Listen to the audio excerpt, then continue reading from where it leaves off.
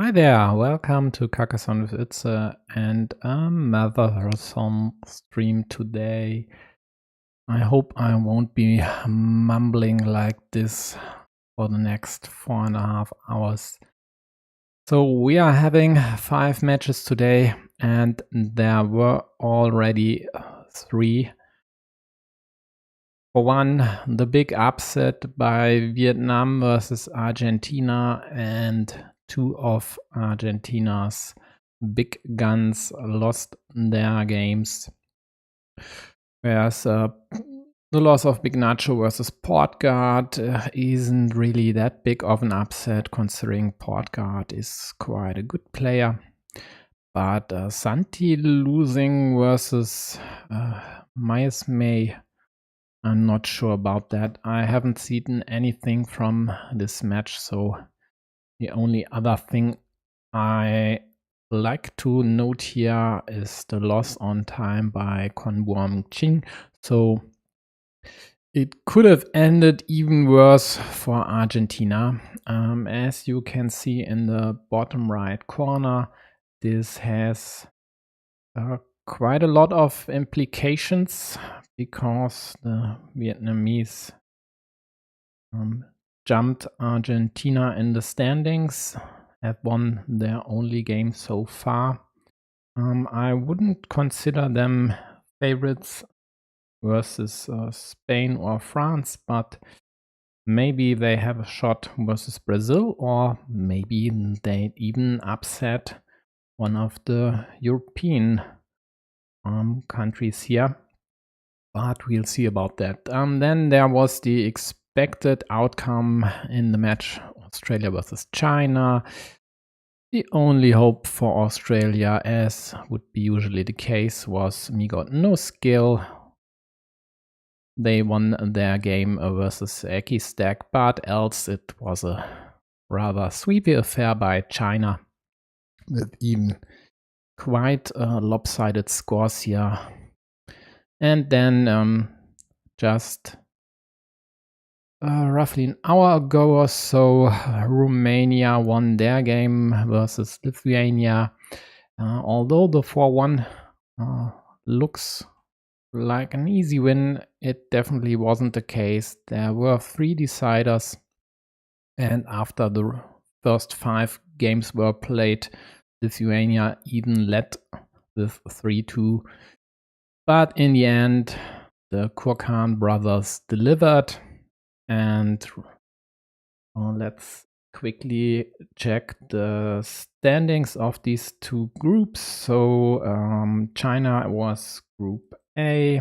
Here we go. Finland with their 2 wins in front due to better tiebreakers right now, but I guess they'll lose versus China, and then the Finns have to play their best games versus Hungary and Hong Kong, and if they manage to win one of these matches, well, everything's possible, and that would be quite a great Cinderella story if the Finns could manage to qualify for the playoffs.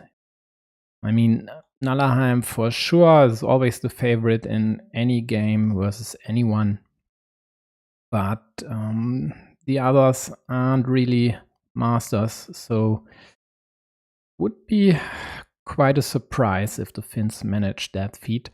And then we have Romania, Lithuania in Group C, and this one we'll see later with Ukraine, Thailand. And for now, we'll start with Hungary, Hong Kong. Siegfried on table 1 should be considered the favorite versus CT, but CT should be able to at least force a decider here. Then there's table 2, which I will focus on at least for the first 2 games. With Kisemo versus YY, it should be a pretty even affair. On table 3, I'd favor Halleck. On table 4, East Tang should be even a heavier favorite. And table 5, I really can't comment on because I'm not familiar with little small. even though the elo should suggest they should be able to beat Cinderella here. So in the end, I'd slightly favor Hong Kong, let's say 60% or so. In about half an hour, Ukraine-Thailand will start. Nalaheim will cover this match in depth. I might stream only tiny bits of this, depending on the progress of Hungary-Hong Kong. And then in about an hour, Italy-Uruguay, and there we'll see how the other matches are running, what we'll be able to cover. And later then at, let me think, Brazil, 17 UTC, Brazil versus Spain. And an hour after that, so 18 UTC, it's Poland versus RCP. This one I'll likely cover completely. So let's get rid of the ELO ratings here. I hope you've picked all the interesting details. Let me copy this for now, for later, and then I'll need to change the config here. And then we can start with Hungary, Hong Kong.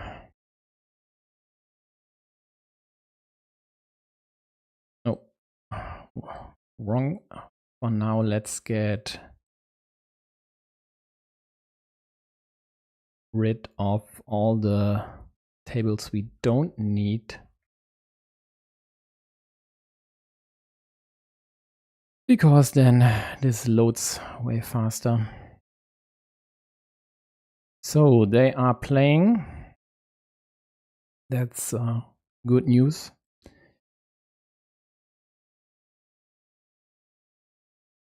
And YY even was able to close a quick city here in the beginning for 12 points. Kisemo likely only getting road pieces except the city cap at the bottom.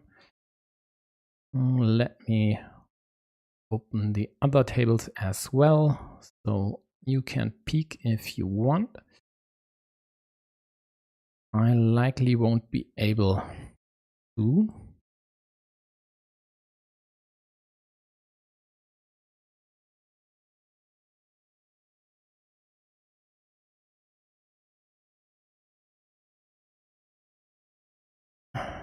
So YY with the first monastery.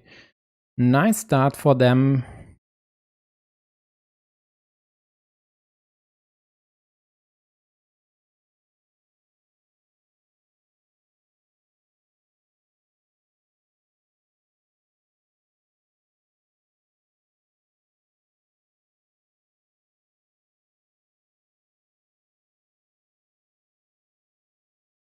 But at least now yellow is on the board here, scoring 6 points for city.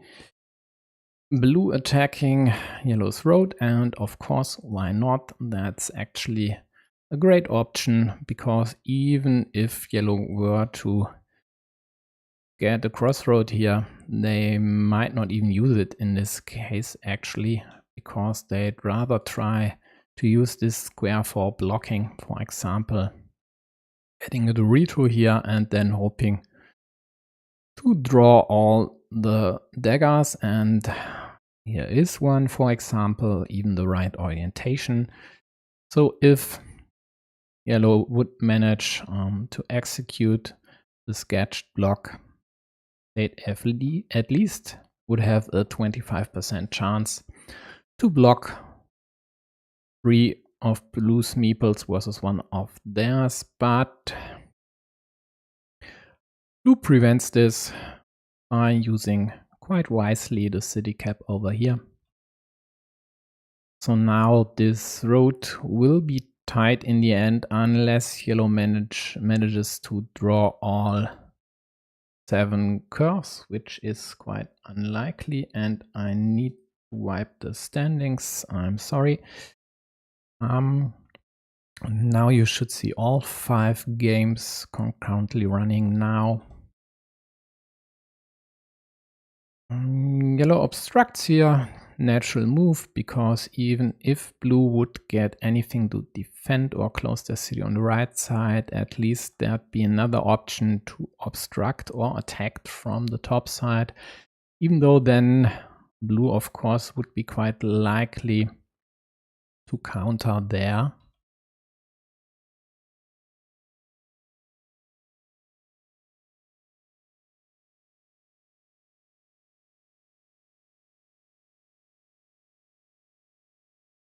Blue got their second monastery, and now even the third one. Why don't you meeple that? Come on! Perfect. 5 points. 6. This here, yeah, it's blockable, but there are at least 2 pieces out there to still liberate this monastery. So if yellow would have put any city piece over here, there were still 2 daggers remaining. Yeah, you need one here, but well, in the end, even if this gets killed, 8 points are 8 points.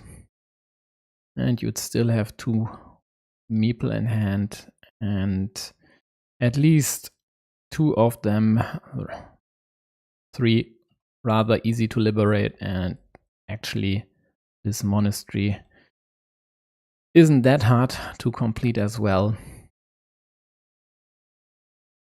So let's see if blue uses their second meeple.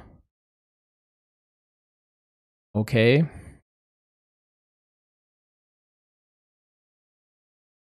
Definitely not a bad farmer, because this field will be extended to the top, and then you are quite likely to at least have 3 cities on it. But I'm not sure I'm going for the fields this early if you are quite likely to have the long-term meeple disadvantage is the best choice. One thing I didn't mention, the home team of any match will play yellow. So if you look on any board, home is always will always play with the yellow meeples here.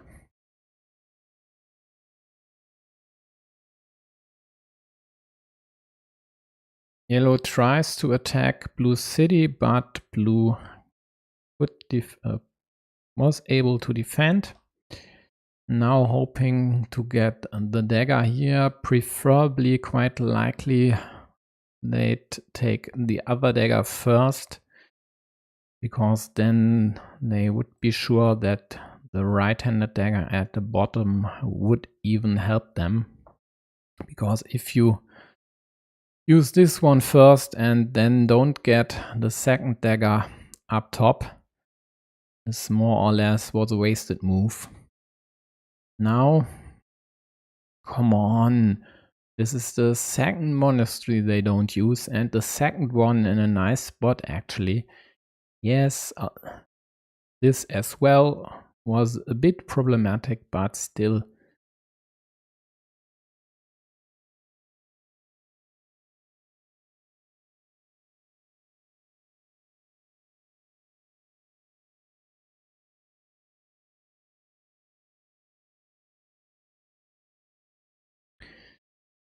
Yellow extending their city, going for the block / kill over here, and if they manage to employ a curve here, they'd even restrict blue's other city as well. Although there still are 2 daggers out there, so still a good chance for blue to liberate this. And now blue goes for the city. Well, there are still 4 Doritos out there. No diagonal splitter. So I'm not sure if this was wise. If you don't use monasteries like that, but then go for cities like this one. Well, at least from all I've witnessed so far, I'd favor Kisemo to win this match. Now I think they have way more experience and their playing style, at least to me, looks to be a bit favorable in comparison to YY's. So yellow will quite likely take this field up top. Was hoping to do it with a straight to kill blue city on the go. Yeah, and blue now even uses simple city caps for the city at the bottom because they need to close this.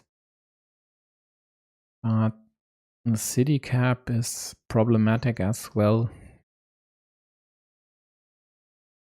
If yellow, quite likely not with a straight because that one they'd use up top, but for example with a curve would limit this square. Well, then you'd have two squares needing the right-handed dagger, and because yellow got the second one, there's only one still in the deck.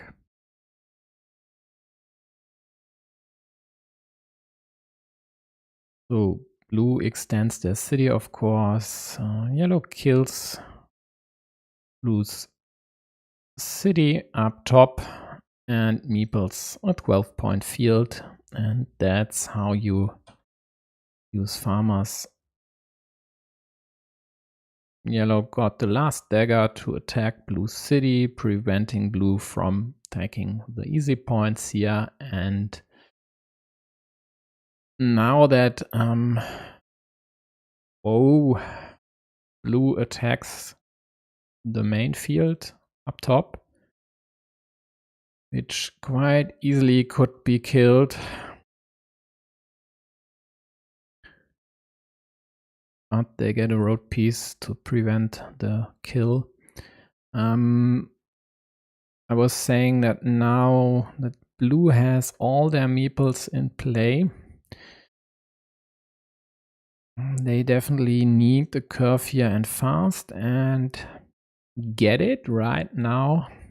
Perfect timing here, because else they'd run in big trouble. Well, yellow likely hoping to get a Dorito over here to then attack the field. Any of the remaining two big city tiles would work as well, preferably, of course, the last cow, because then they could even snatch the road while connecting. So not the worst move by YY would be just eliminating this option.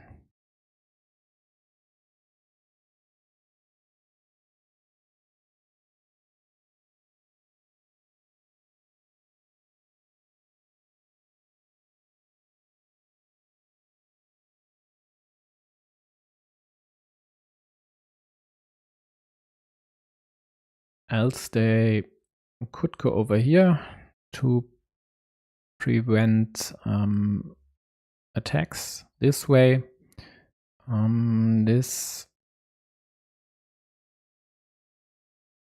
Well, there are still 5 curves out there, plus 2 daggers, now only 1. So let's see if they use the dagger there or if they go for the block.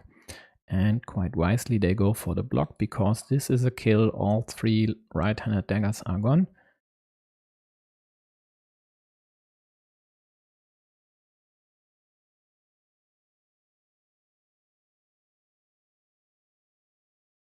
And now we'll see if Kisemo tries again. Main problem, for example, with a move like this would be that any curve would kill this, and even the Dorito would limit this quite severely.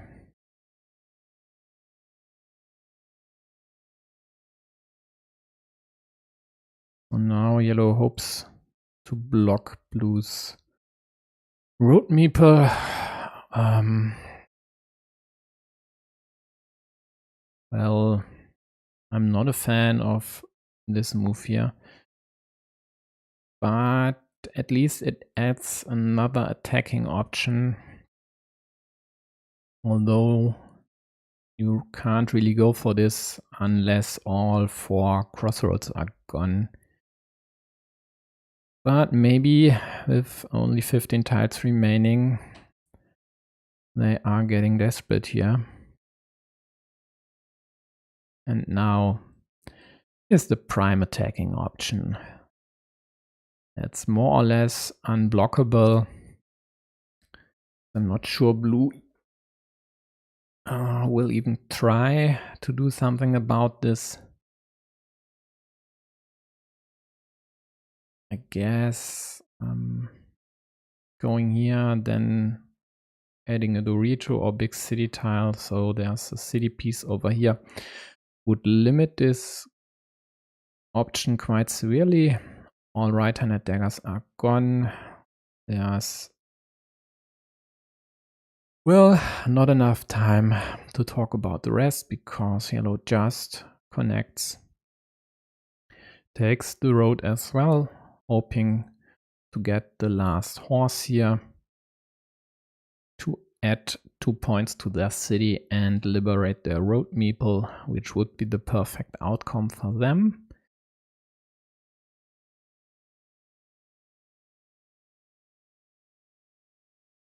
There's still, let's count the curves. I think there are at least 2 left, maybe even 3. So this one here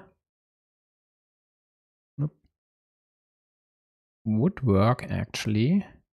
And then hoping to get 2 curves. Or no, monasteries are gone. How about vanilla caps? All vanilla caps are gone, so only this curve config would work, but then there's also one crossroad still in a deck to block this immediately.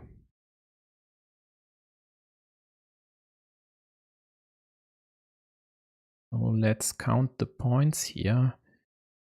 Blue takes another 6-point field, so 12 for blue, which is offset by yellow's 13, no, 14 up top, so +2 yellow, wrong color, +3 blue, +9 blue. So, well, this one here. But the good news for yellow, blue just got a crossroad, and now this option here looks definitely enticing.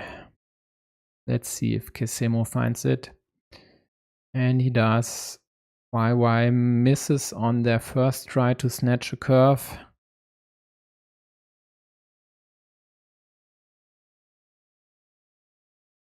And even draws the road Dorito, which they could have used to ninja attack this field.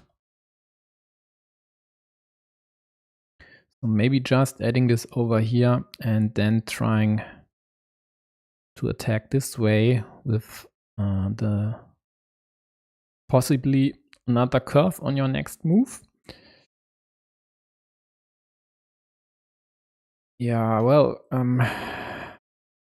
this actually does nothing, and doing nothing doesn't win you close games usually. Here we go. There would be the curve, prime spot here.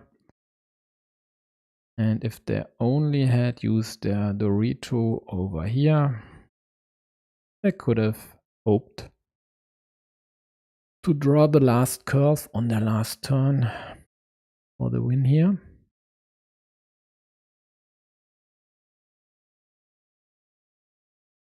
But this way, this option, if there's still a road Dorito available, but I don't think there is. No, there isn't.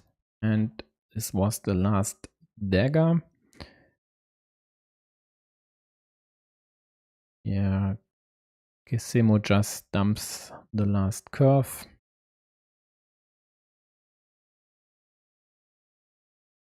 And blue now will dump this piece anywhere. And in the end, it should be Kisemo's win here. No, I must have miscounted some. Where? Damn it. Oh, I forgot the 5-point road here. That explains a lot. So in the end, blue was correct. I wasn't. They didn't even need... Well, this is only a 2-point win. So if they wouldn't have gotten their road, they would have been 3 points behind and needed to score 4 on their last turn or turns to at least be 1 point ahead. So maybe the field attack would have been a good option, or even an option to secure this game, definitely. So on table 4, East Tang won by tie. That's definitely way closer than I would have expected. And on table 5, Cinderella took the first win for Hungary. And table 3 is scored as well. Let's check. Looks pretty yellowish with all the fields there. And indeed, Valic won versus Helic. So after 4 of 5 games, the score is tied at 2.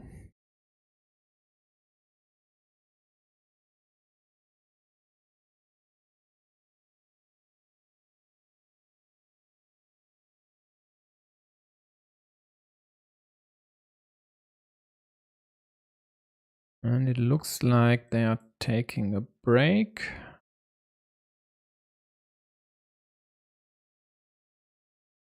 Yeah, 1 minute break, says YY. Yeah, I think the system will wait 5 minutes or so.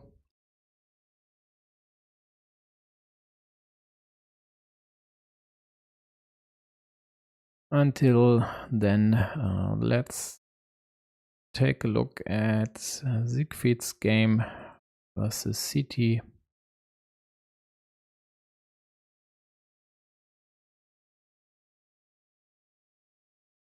Yoi. A map you don't see that often. Only 6 pieces high. And what is it? 3, 6, 9, 12, 15, 18 wide.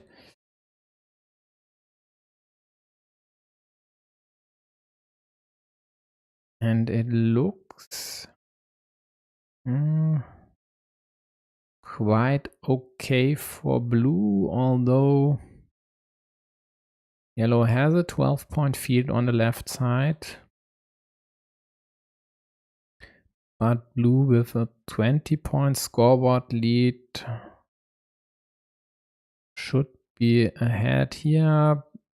But yellow still has 2 meeples in hand, so definitely a close one.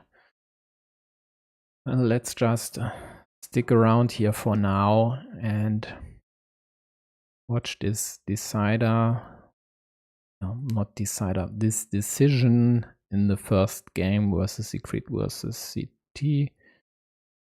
Off Secret versus CT. Well. So if you are rooting for Kisemo or YY, they are in the top left corner for now. I'll switch back to them once this game here is done. I hope this won't take long, and given the remaining time on their clocks, we are looking at roughly 4 minutes. So let's say 10 to 15 tiles played by Kisemo and YY in the meantime.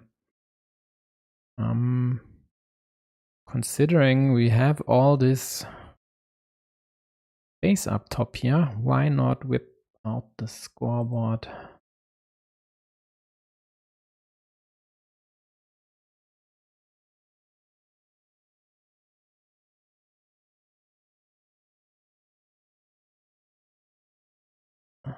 So here we go. Blue has a 7-point monastery, the 3-point road up top, a 5-point.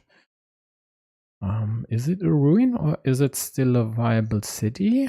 Is there still one of the daggers remaining? It is still a viable city. There should be one left-handed dagger still out there. And one Dorito as well, if I haven't miscounted. And there's the dagger. Thanks for answering that one. And blue takes a 5-point road on top and has another 3 points on city pieces and 4 points on the right side. And here we go. That's, I'd say, game over. There's no way. Although, yeah, let's count this. Let's really count this. So the 6 points were the points for the city in the middle. Let's remove them. No. Oh, this is too much. This is way too much.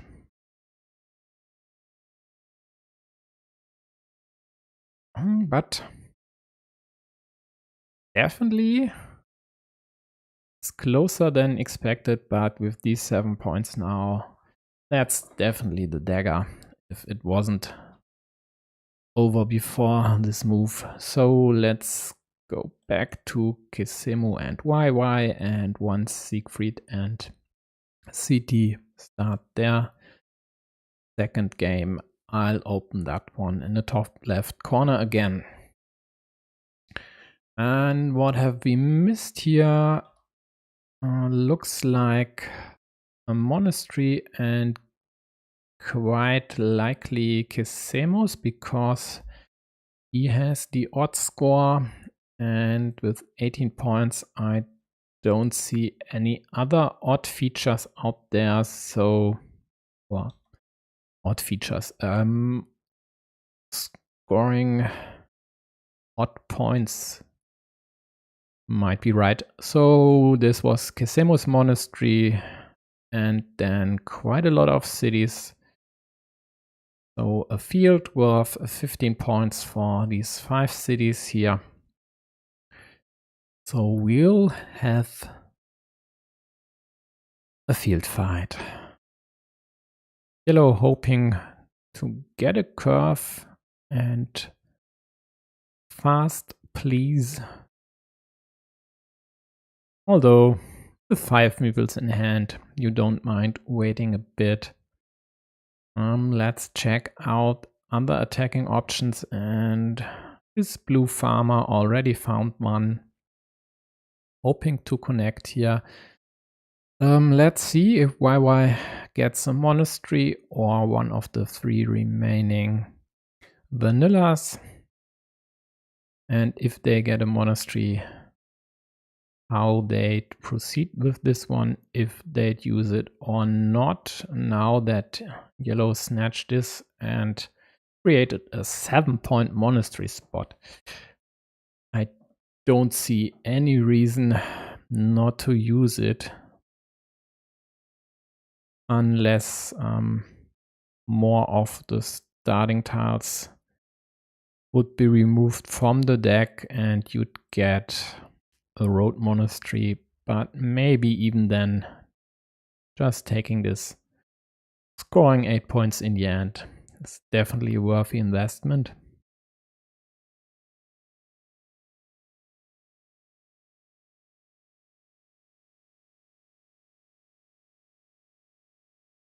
So for now, this looks a bit better for yellow here, but if blue would be able to win the main field, this should work out more or less equal game. Yellow limits blue's attacking option to the last road monastery.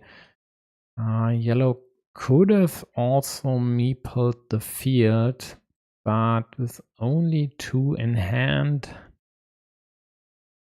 they shied away from it, even though they have meeples that are really easy to liberate and well, at least the bottom city should be liberated sometime, although 2 left-handed daggers are already gone, so a block by blue might be incoming sometime. Now yellow liberates their monastery, equalizes the field, and with 21 point scoreboard lead, scoreboard, yep, scoreboard. Let me remove that one for now.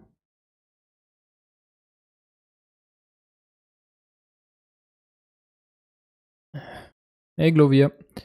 Yeah, lots of games today, 25 to be exact, and well, I opted not to cover Romania versus Lithuania. This would have been a tad too much for me. But now I'm all set.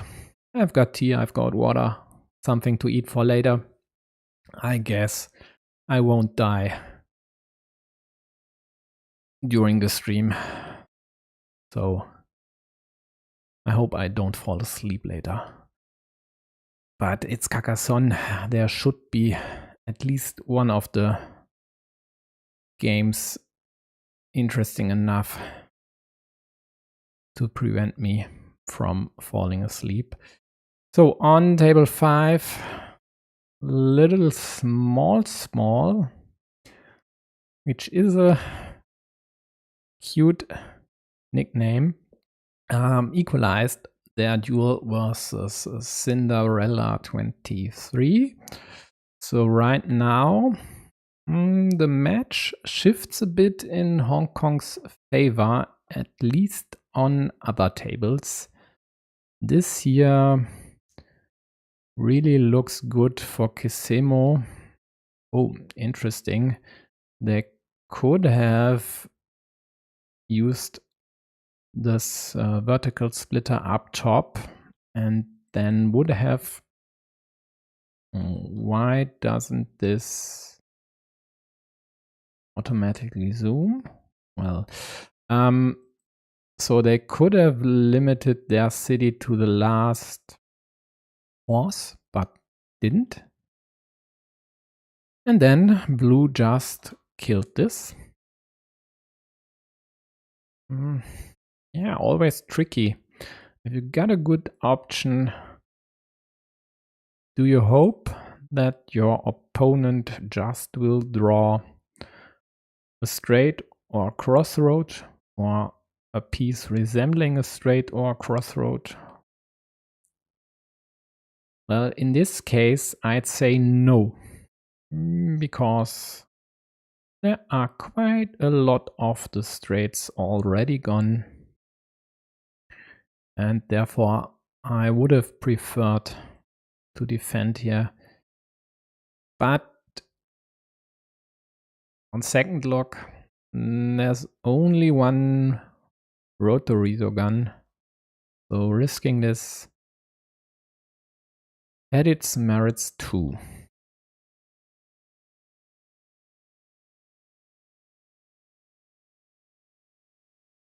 Table 4 just finished the second game, and East Tang won that as well.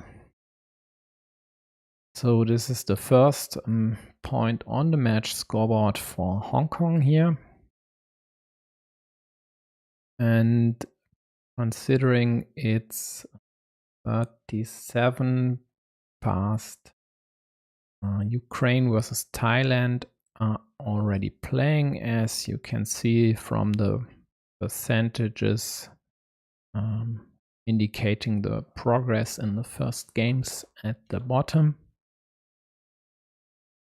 I quickly need to check something here.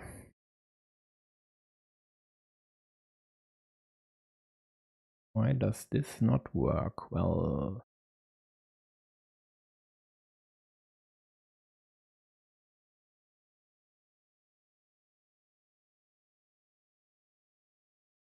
okay, so blue blocked yellow city here at the bottom, as I had hinted at earlier. So there's still one dagger out there, and yellow for sure would like to get this one. For now, they eliminated a field attacking option and created a city blocking option. And with their 27-point lead on the scoreboard, they don't even need to fight for this field. Blue knows about their precarious situation and created another field on the left side, or rather snatched this field from yellow, because so far these three pieces were played by yellow. But it's quite likely that won't help them, as yellow just got the road monastery, so this square is dead, and blue's farmer over here scores exactly 0 points, and it's quite likely it'll stay that way, because their city on the right side still needing 4 pieces to be completed. Well, looks more or less iffy, half dead, zombie-like. I don't see that one being closed without interference. So now that all horses are gone, Kisemo could even waste this here on the total block. He doesn't, so blue now quite likely has to go for the city anyway. There's not much hope in this game without it.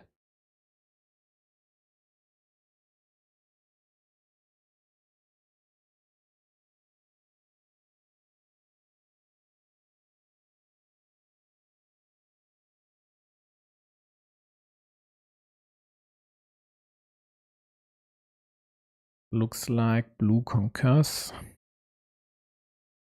There are still Doritos out there to close this up top. Two road Doritos and one field Dorito. No splitter.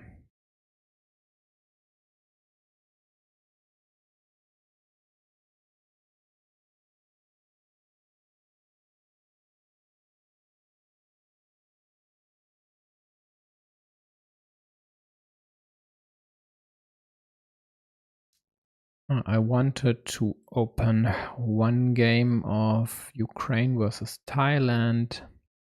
Let's go for Basiliuk and Pakshi. Although this one looks like Basiliuk will take it. There are 1, 2, 3 blue meeples on the farm, but already 4 by yellow.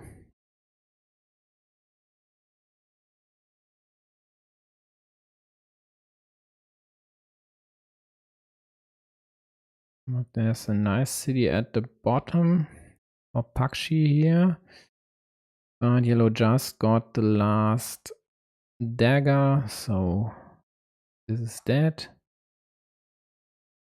And then with the 23 points on the scoreboard and blue just investing their last meeple to attack the field. So even if they'd get the road monastery to close this evil hamster, they wouldn't be able to use it. Well, looks like Basiliuk will win this one. Let's get back to Kisemo versus YY, although this looks like a surefire win for yellow here. 35 points on the scoreboard. Whoa. +8, 9, 13, so 48. One meeple more in hand than your opponent. Another field attack. Yeah, I don't see Kisemo losing this one. Let's check out the other games. Walix with a huge scoreboard lead as well, and a field of her own for now. Blue attacking this one, but considering blue's other features are blocked or are looking like they are blocked.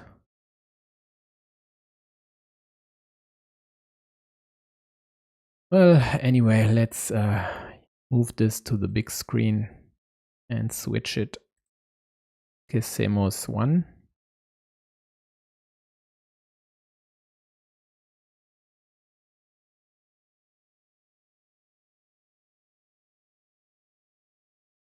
So, yellow, as I had mentioned, owns this 12-point field. There is one farmer by blue and another one attacking it. Yellow just snatched the 9-point field on the bottom. There is a second 9-point field on the other side of town. But with 28 points, blue has to close this city up top. Now the main field in the middle is tied. But yellow, of course, still has this option here. Let's count the road Doritos, because without one, blue is dead for sure. But there's still one available. So if blue gets this, and they do, nice. Shame there's no road monastery still in the deck. But at least they get to take a 6-point field. And now this could even be a game.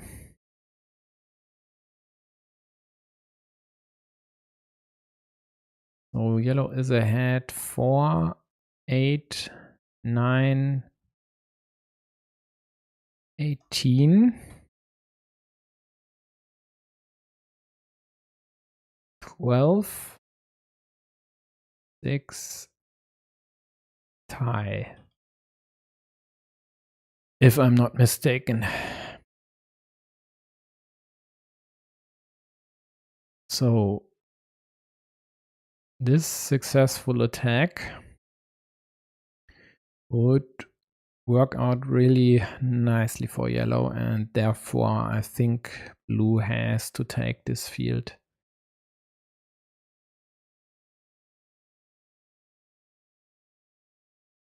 Okay, that's a terrible miss.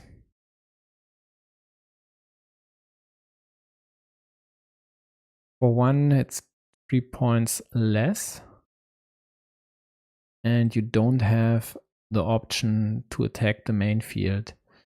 And as there's no meeple in blue's hand, and they didn't get anything to liberate another one, they lose this game.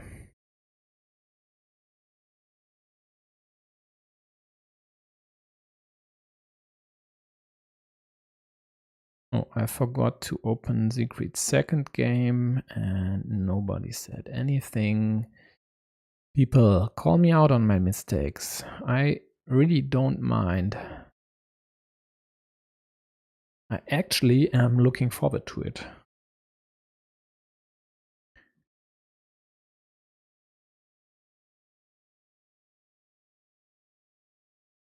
But here Pelik should be done.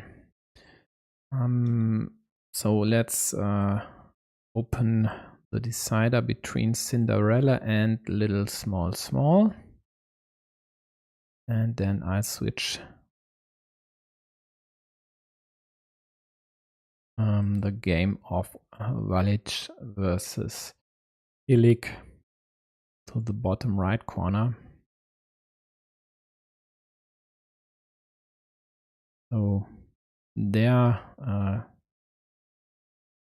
Silla will quite likely take the first duel win for Hungary.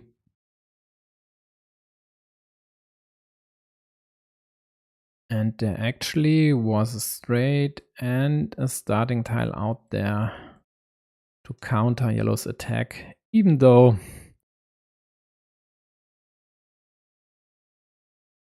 where is the 7th meeple by yellow? Oh, well then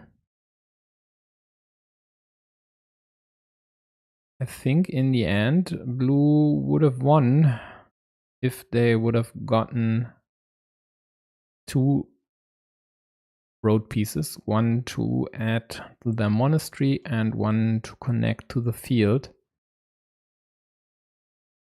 So the difference is 7 cities on the main field. Therefore, blue lost out on 15 points here. Well, let's see in the end.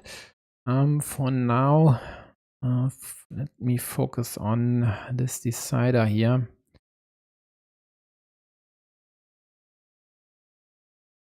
There is a yellow field. No, it's not a yellow field. It's a tied field. There is a farmer there. I don't see anyone winning with a configuration like that. 3 meeples on a 6-point ruin. 3 meeples on a 6-point ruin. How is this game so close? Yeah, well,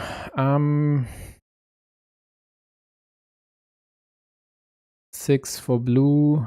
This long road scores 9, so 15 blue, 9 blue, 16 blue, 13 blue,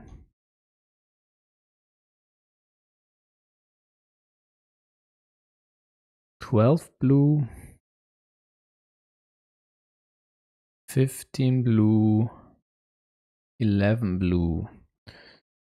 Unless there's any big feature I've missed, this then should be blue's game. And yep, but it's only won by 9 points. So this curve move actually was the dagger for blue's game. Would have gone over here and attacked the field. Would have saved their game. Would have allowed them to play decider in their duel. So as is expected, Kisemo won their second game pretty easily, 51 points in the end. And now they'll play decider as well.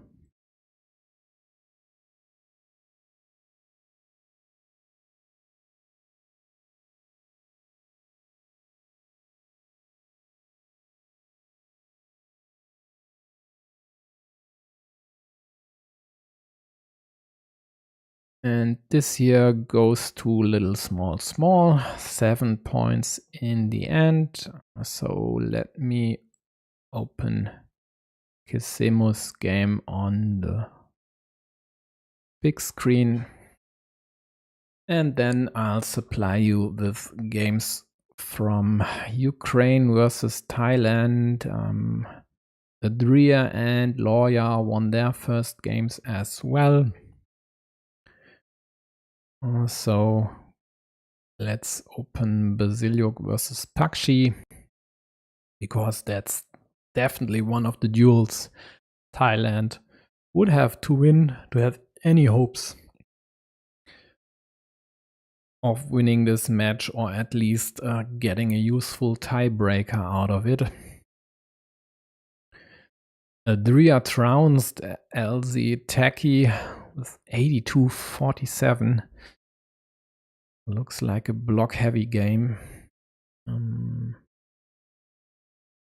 Bottom left corner now is Pavel Brin versus Gun 007.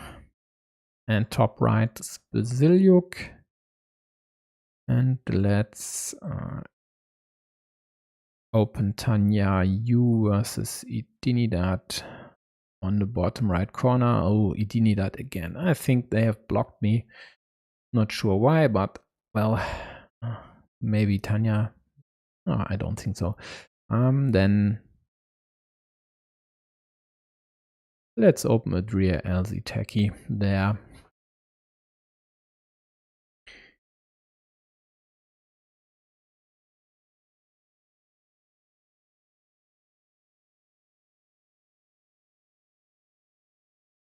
And let's actually start to get a grasp on this one. Blue just closed their city in the middle, takes a field which is a bit premature. This square could be blocked. This here could be limited. Your city could be blocked. And then you are left with this city. Maybe you get a second, third one. But that farmer could easily be stranded in the end, and it's your second meeple in hand. It would have been your second meeple in hand with 50 plus pieces still to go. This iffy configuration here. Also, if you close your city, you're in danger. This road, oh, it's not even your road. Well, then no one has actually, well, blue has an incentive to add pieces to the road, but not if the situation on the right side isn't cleared up. And well, Yellow might even not do anything about this and just live with this monastery. It outscores, lose 2 meeples over here. So let blue invest pieces in the shared road. Now blue has to do something like that. Any big city piece over here, and it quite easily would get blocked or killed. Blue indirectly defends up top, else they would have been blocked now. The square would have been killed.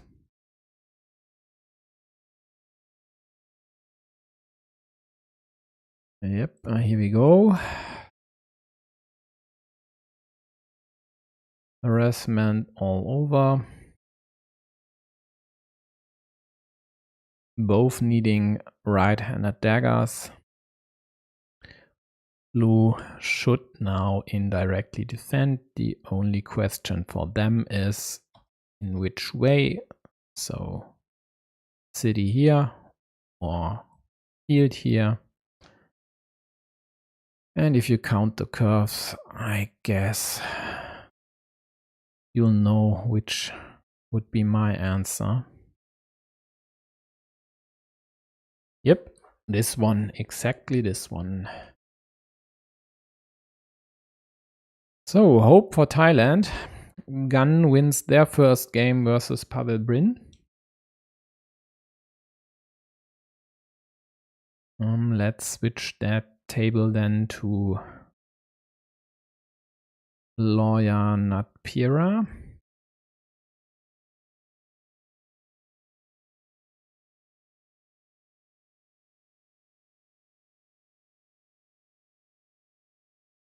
And now that these two are thinking hard, let me actually add Italy, Uruguay to my tool here. They'll start in about 2 minutes. And I guess once Hungary, Hong Kong is done, well, we could start to show duels from that match as well. Although, if Siegfried manages to win the second game, the decider might be still running when Ukraine-Thailand could be over, even though they have started half an hour later.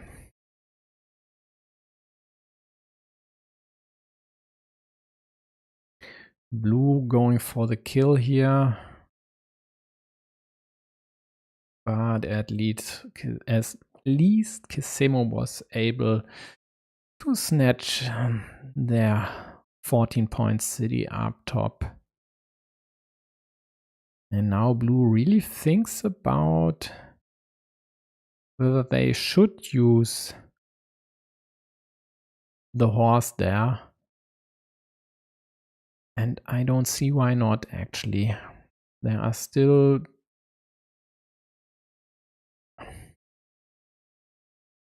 two daggers left, I wanted to say.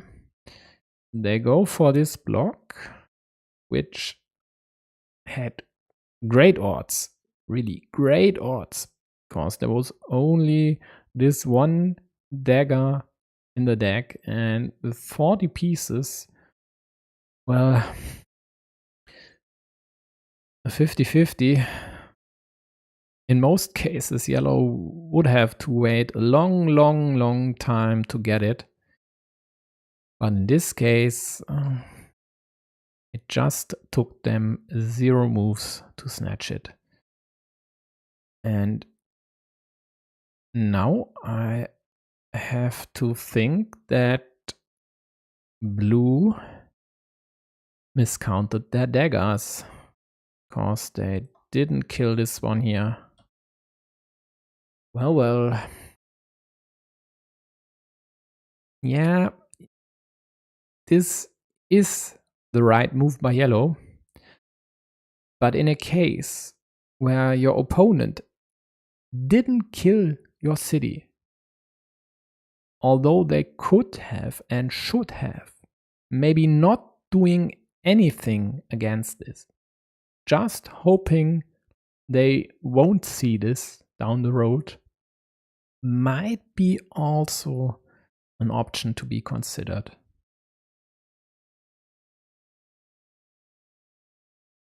But blue, of course, just did go here, snatched 2 points for the road. Yellow was nicely compensated by getting a 6-point city. And this year, well, there are still the daggers out there. And if blue gets both, I think they should be able to run away here. Maybe even adding another farmer on the left side to secure the field. So Siegfried actually managed to win the second game versus CT. These two will then play a decider. On table 1 of Ukraine versus Thailand, Basiliuk won the second game, and with this the duel versus Pakshi.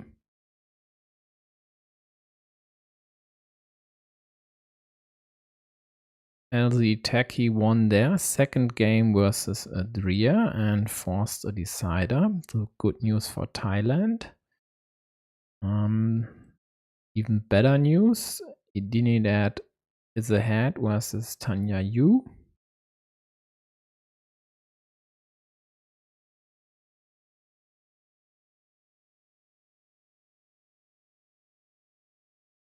So let's open Pavel Brin versus Gun in the top right corner, and let's see if Gun manages to sweep Pavel here.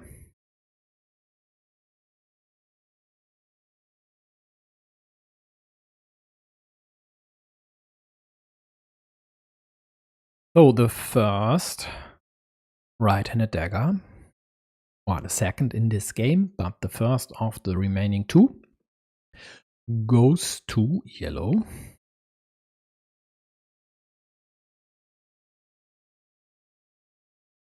And now blue only has one chance to close their city at the bottom, and with this also extend their main field to the left side. They get a city, but still without the high impact dagger.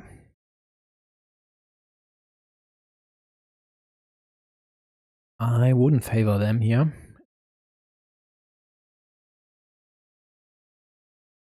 And I think yellow should secure the field on the left side,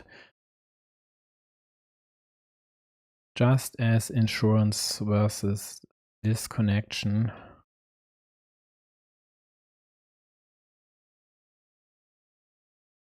So Siegfried versus CT's decider. Once this works, is live in the top left corner.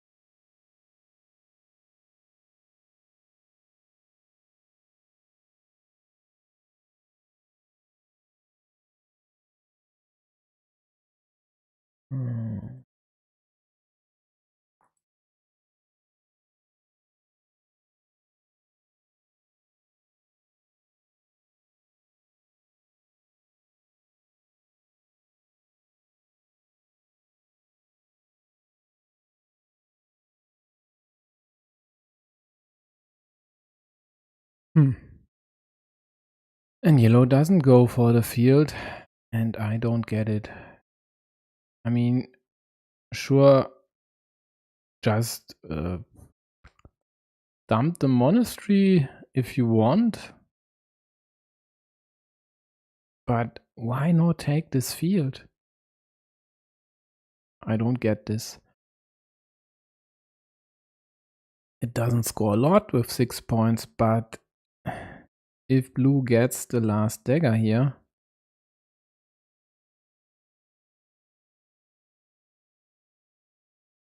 there's no easy way to snatch this. And there's no better way to attack a field as your opponent connecting you to it.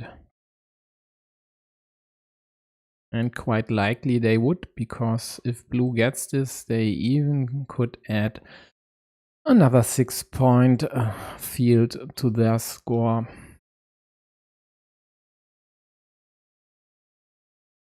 So let's see if blue then goes for the field. They don't. They hope to block yellow city on the left side. And now yellow takes the field. Well. Why not? Adding a cap en passant. And limiting blue's monastery.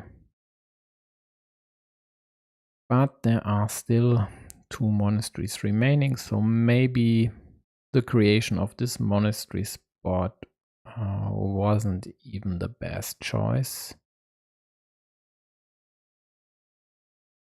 But remembering blue's decisions with monasteries in the first game, I'm not even sure if this, for example, would be their last meeple if they'd use this spot, even if they'd be able to liberate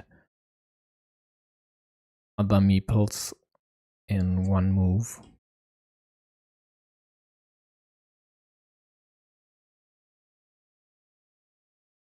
And here we go. That's the last right-handed dagger. This square is dead. Blue's field in the middle will stay at 9 points.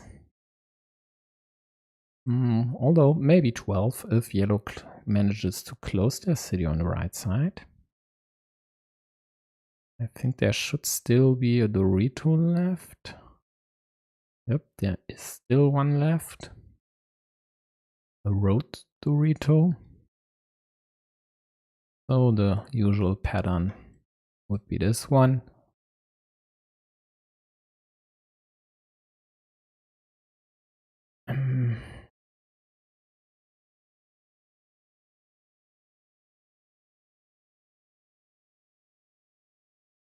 Why this move? What does it do?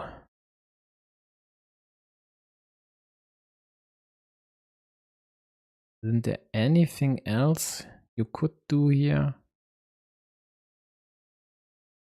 Why not add this up top and then hope to get a crossroad? You wanna attack there anyway? Oh, upset on table 5 of Ukraine versus Thailand. Not Pira wins the second game versus Lawyer, forces decider as well.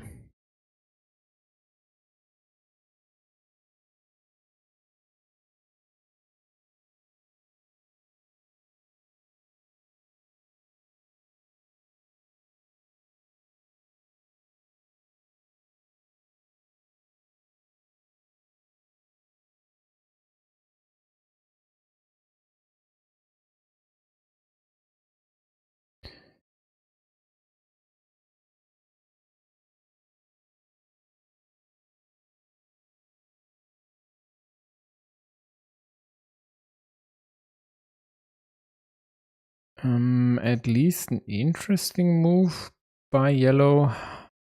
I would have favored this one.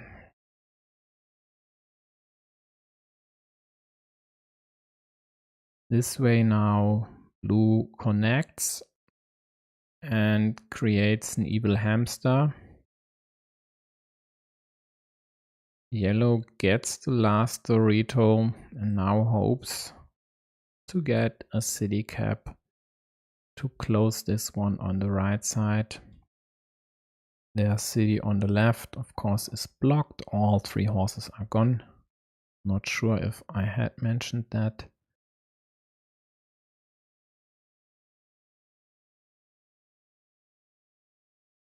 But with all the blocked features,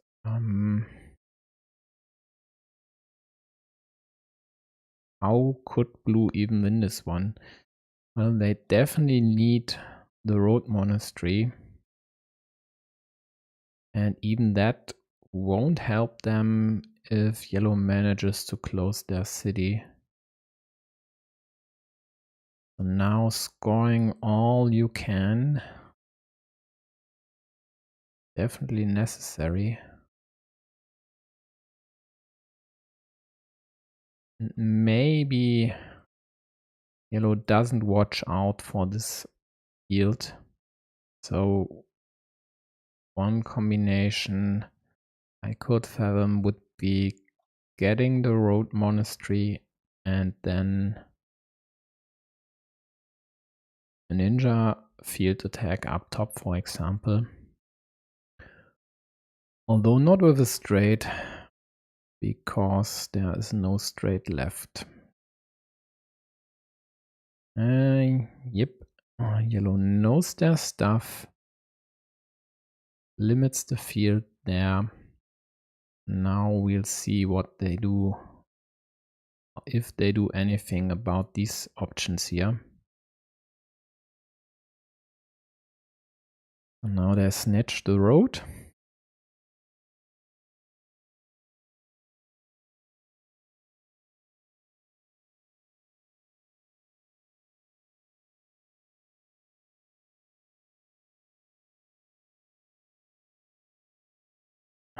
Let's exercise due diligence here. Quick accounting. So blue has 5 points on ruins, 9 points for their field in the middle,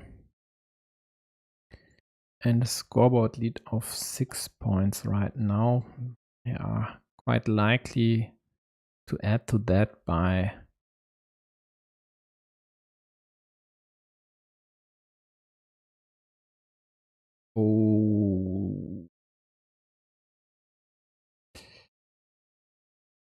yeah, that's then game over.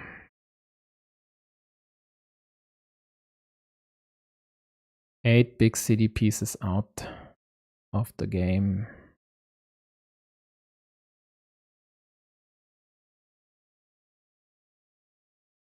10 Doritos out of the game. And the only piece that would actually go here is the last remaining splitter, and yellow shouldn't even use it there, or doesn't even need to use it there, although maybe they do, just to snatch the 6-point field plus a few more points from the city. But this move without the meeple would have restricted yellow city to a 50-50. And the same move with the city turned upwards, I think was even a total block, because this was the 3rd rose. All daggers are gone and all starting tiles are gone. And the Doritos and horses as well. So blue still had chances, but then botched it with this move.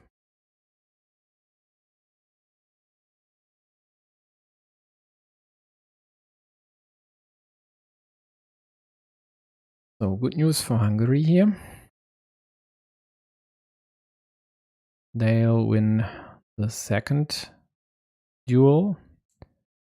And then it's for Siegfried and CT to decide this match winner.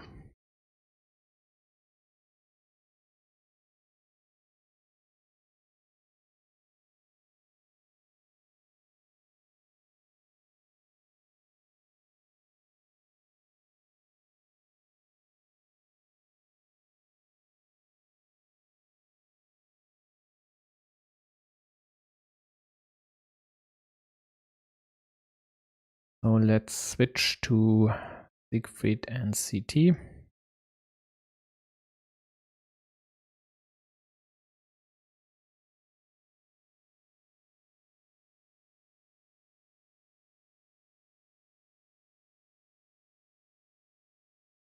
Well, 2 points in the end was the win by Kisemo. Well, tough.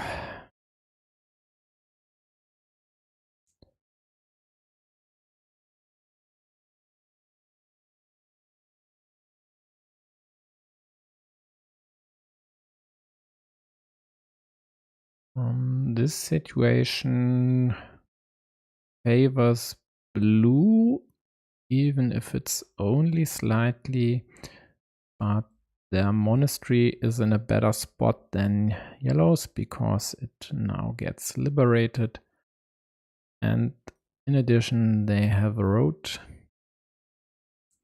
which would score 6 points if closed now. And Siegfried's now gets a monastery. Would really like to use it there, but with 2 starting tiles gone, the blocking options for blue from the right side would be quite nice. So I actually would expect him to go for the square on the left side.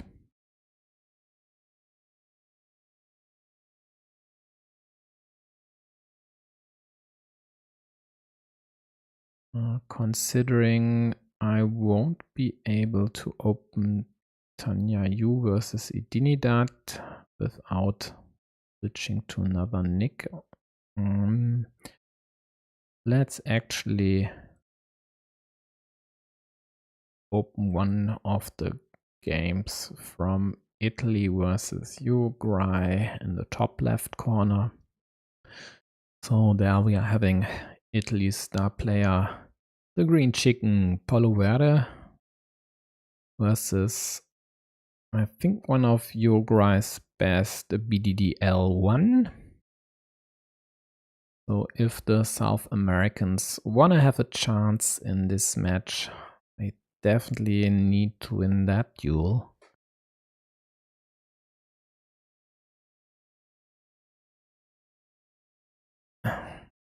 Yeah, this is Siegfried. He doesn't shy away from possibly problematic situations if the percentages are right, and they more or less were. And then the benefit of the doubt, he gets the perfect piece afterwards. Nice surprise from the deck. And I think the Hungarians here really like this one. Now it's definitely looking better, but blue is still ahead on the scoreboard by 15 points now. Takes the secondary field on the left side because there wasn't really a great spot for this splitter available.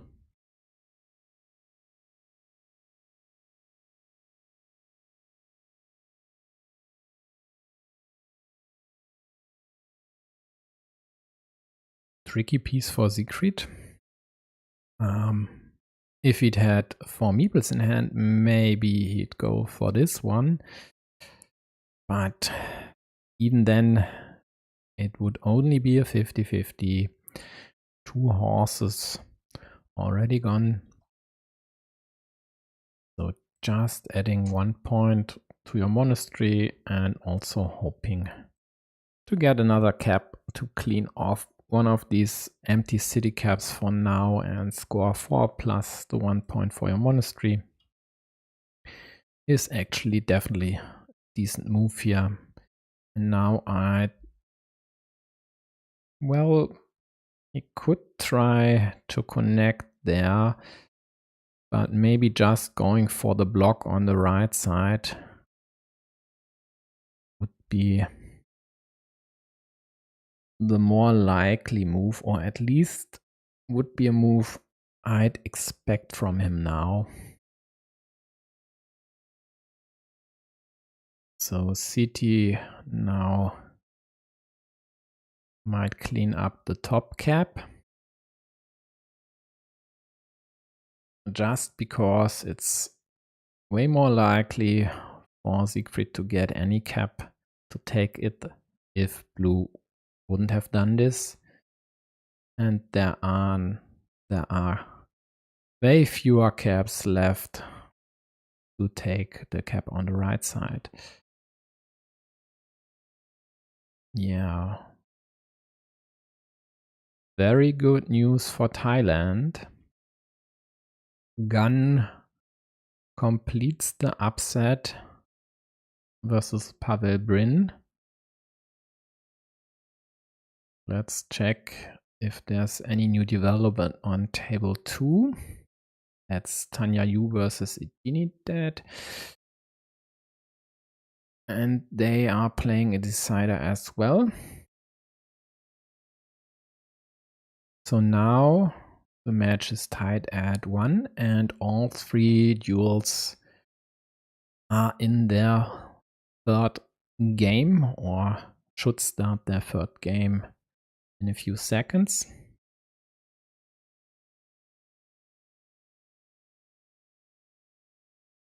So then let me just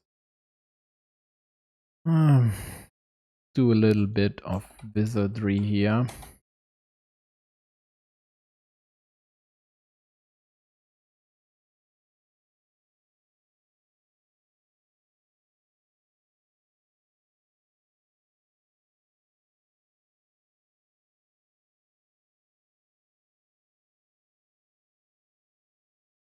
So we can witness the decider bite of Tanya Yu versus Idinidad.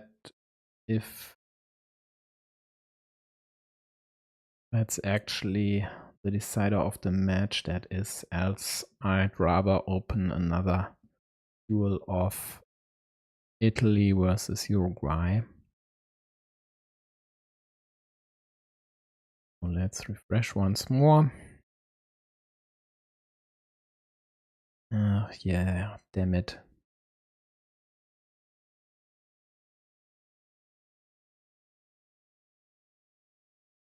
Let's see.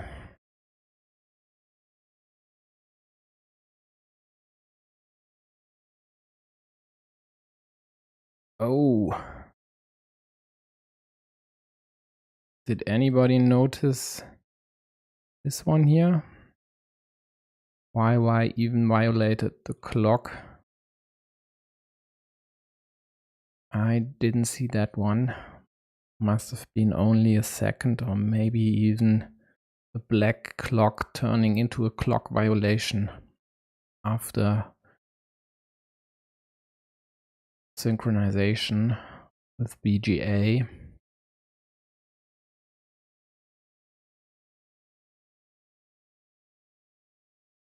So let's open one of the Italians games. How about Barry versus the Alchemist? So top left and top right corner now are Italy versus Uruguay. The bottom left and bottom right corners are still Ukraine, Thailand.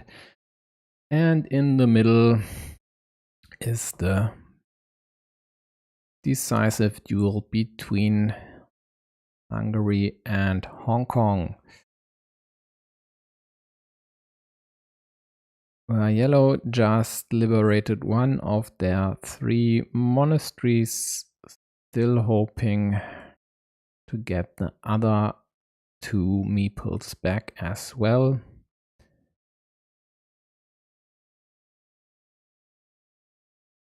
And if this were blue, they'd go here more or less instantly to kill this square, but it's yellow's turn and they might just snatch 4 points on the right side.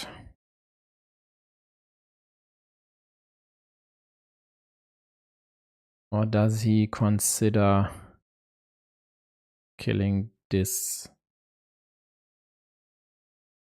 city piece on blue's field? Or the connection? Well, not sure this was necessary. Blue's part was worth 9 points, yellow's 5, so the difference was 4 points. But I see why yellow did it. There's still 1 glitter in the deck. Yellow has right now more meeples in hand and is likely to get even more now. And with the splitter, they'd be able to attack this ruin. And considering blue has a nice scoreboard lead, and due to their road and monastery plus field on the left side, they are ahead by quite a lot right now. Yellow needs bigger features like this one and needs to win them outright. So creating this huge ruin that's now worth 16 points is definitely in yellow's interest. And therefore, this here definitely was a nice find. Now let's see if blue counters and attacks this one. This would be reckless, I'd say. 7 big city pieces are in the city and the 8th one is on the right side, so there are only Doritos left to connect, but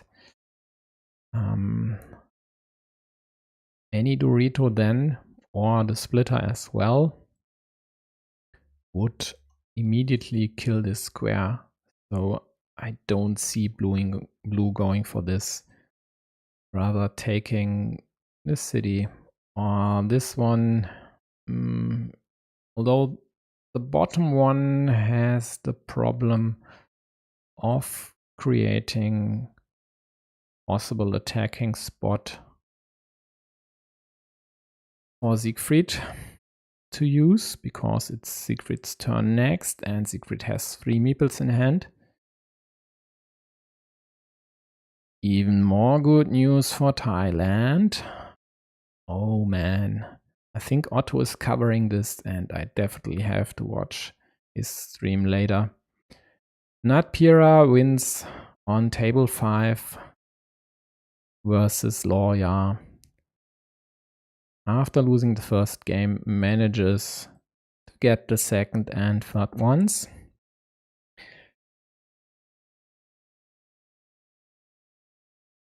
And with this, equalizes the match between Ukraine and Thailand. And now let's check again. Nope, still blocked. Oh, maybe I have to talk with them.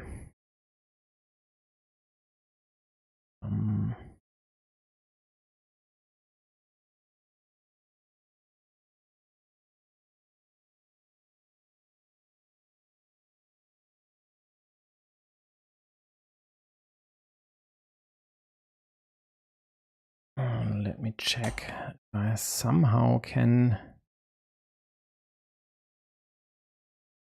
still open this.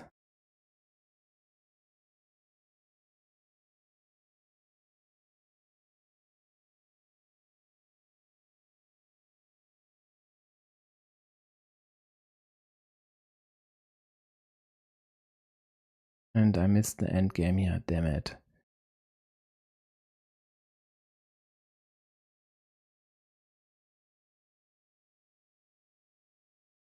Damn. Sorry, guys and gals. So someone snatched the ruin. Given the score is only 10 points in blue's favor, my best guess is that Secret managed to at least snatch the ruin. But nonetheless, Hong Kong wins this duel versus Hungary here. And now let me actually try to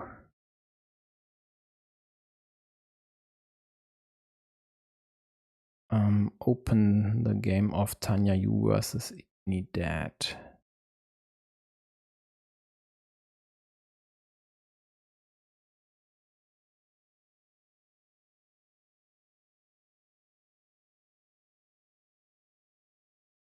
This might take a minute. So in the meantime, let me at least open more games from Italy versus Uruguay.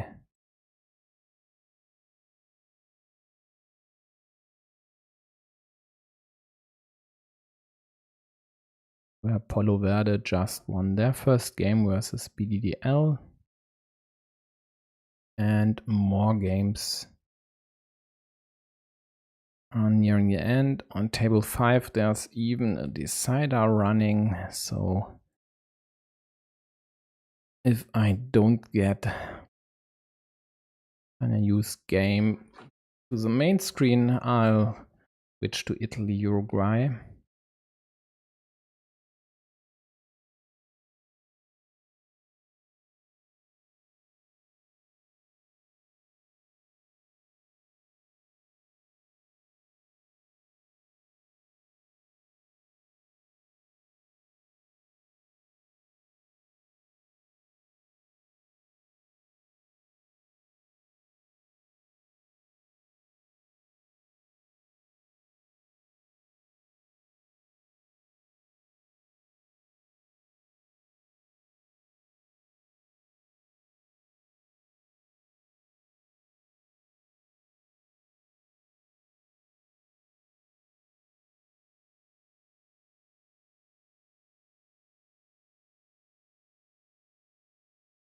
So here we go for now. But actually this doesn't really work without my modifications. It's just abysmal here.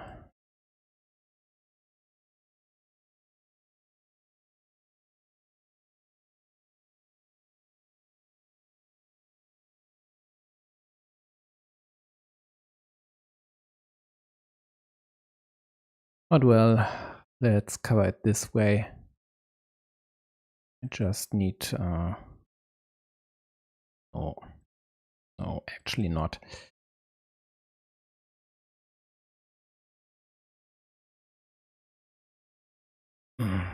This one works better for me.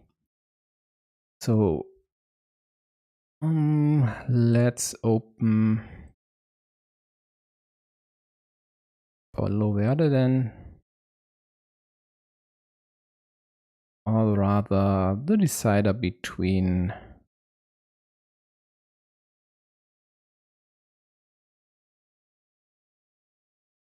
Angostura 4 and Lolinho 19.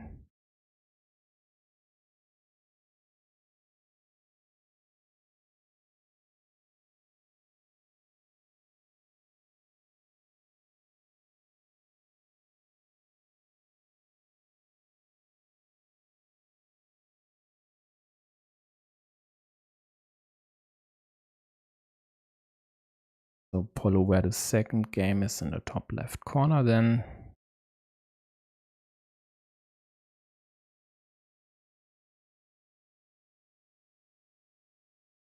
And on table, what is it? 4, Pepino won their game. Their duel even versus Mendeleev 2-0. Same goes for Piccione 85 versus Berna on table 3. So the Italians take a 2-0 lead in this match. And I just forgot about Barry. Let's switch to their end game if this is still running even. Damn it. Not my day. So Barry with an easy decision here, just taking a few points. This desperate farmer at the bottom indicates that yellow should win this one. And with it, the Italians would at least get the win in this match.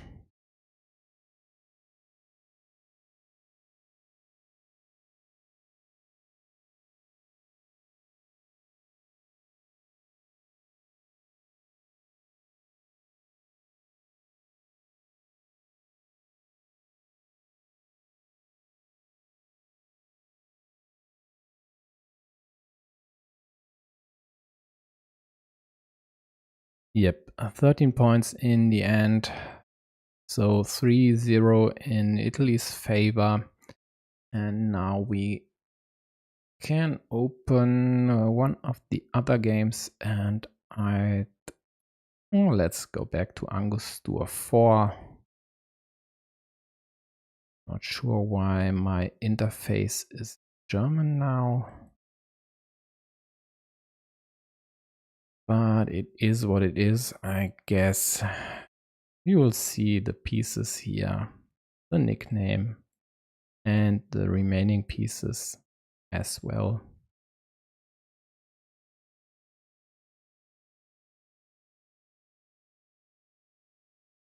Although I could crash once.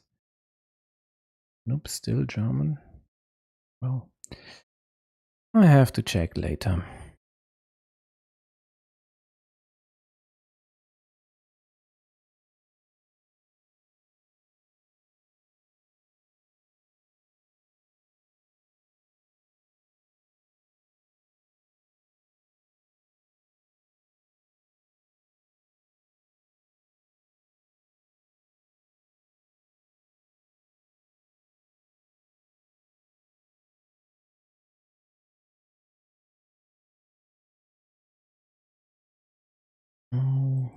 Well, I could just check over here.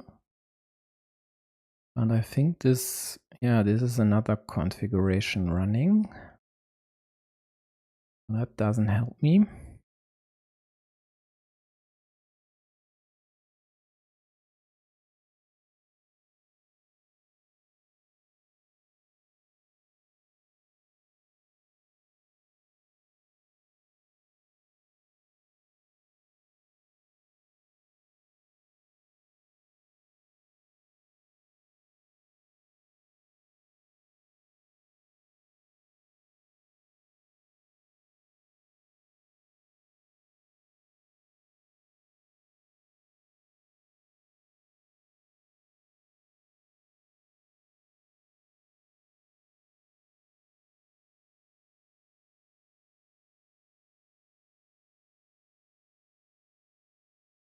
And here we go, English interface again.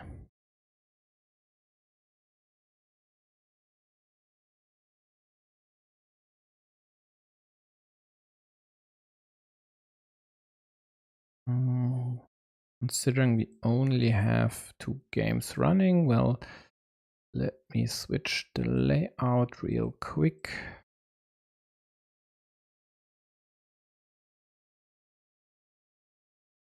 And then could finally at least take a look at the last remaining moves in the decider between Ukraine and Thailand. Tanya is ahead, 8 points on the scoreboard.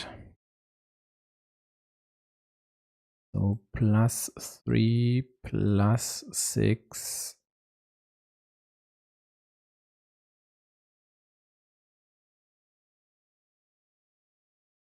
Zero, +9, +1 yellow, +3 blue, and a tight field in the middle. So let's keep the +3 for blue in mind. And let's assess if there's still a vanilla cap out there. That would be great for Tanya to connect, but there isn't. So this square is dead. Well then, what else?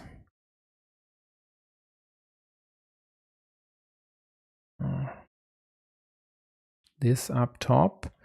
So no vanillas. No diagonal splitters, but still one vertical splitter. I only see the two, no, three. Oh. These pieces are actually, the 3rd edition pieces are really horrendous if you're used to the other ones. So this at the bottom tied the game. And now Tanya takes 5 points for the city, +3 for her meeple. So she should be ahead by 8 points now. But the main field is now at 15 points. So if blue successfully manages to connect, they surge to +7.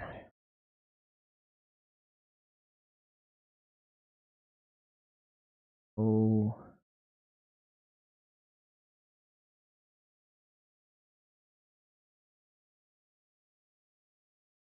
I don't even see blue's move here. Oh man.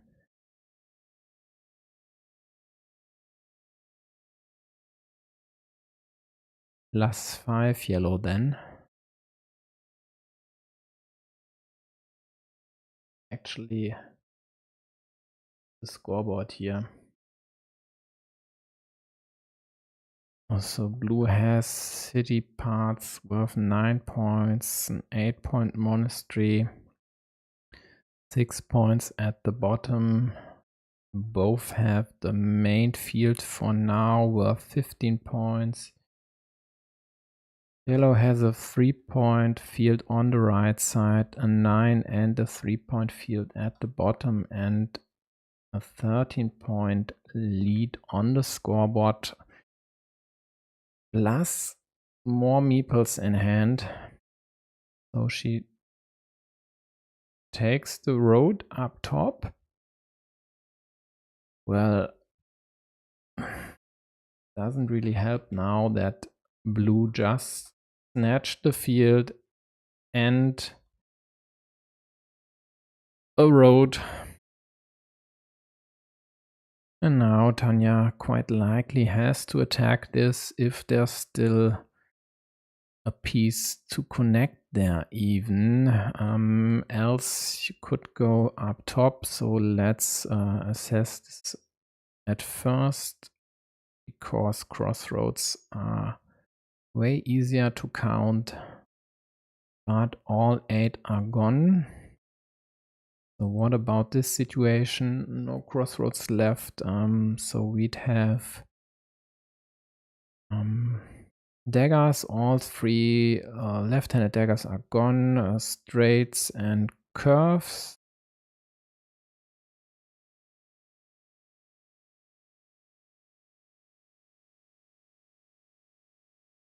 So looks like there's still a straight out there.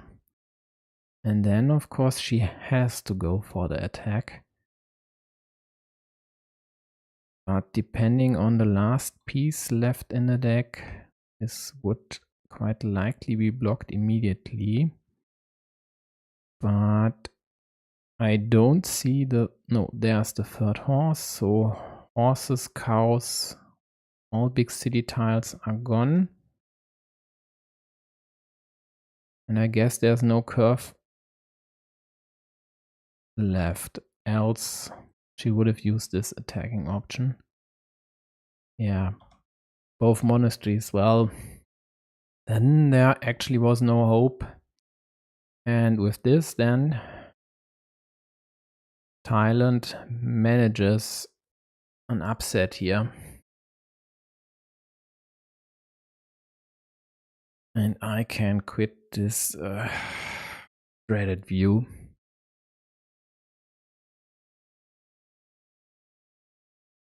And go back to my usual configuration.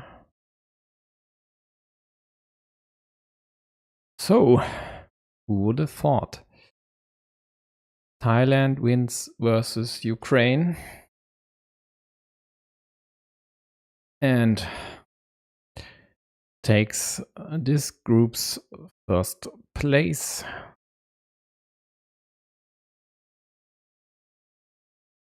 So, well, there's dead rubber in Italy, Uruguay running, so why not we assess the situation in the groups. So we have Ukraine, Thailand, 2-3 with a dual score of 6 to, what was it? What is it? 7. And now Thailand ever so closely snatched the lead. I forgot that Romania has won their second game as well. But because the Thais have more games won than Romania, even though the games won, the games difference is tight, Thailand is in first place for now. And this means that Ukraine has to win their third game next week versus Romania. And Thailand, well, still has 3 matches to go. They've won versus the, well, I'd say worst team, even though they definitely aren't a bad team, in Lithuania in their first match in week 1. They won versus the group's favorite Ukraine today. So definitely everything's possible versus Portugal, Romania, and Mexico.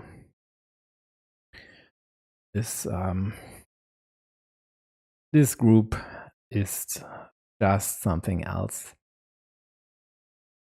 There are 5 teams, so not Lithuania, but everyone else who's able to win this one. And even though it doesn't really look that great for Mexico right now,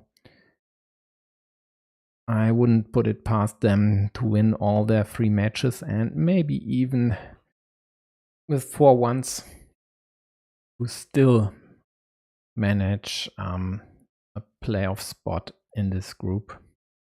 The only downside is that I deem it rather unlikely that the third spot in this group would help anyone. So, and the other game that's already done was Hungary versus Hong Kong. I think that was Group A. Group A. So that's in Hong Kong's favor. And it's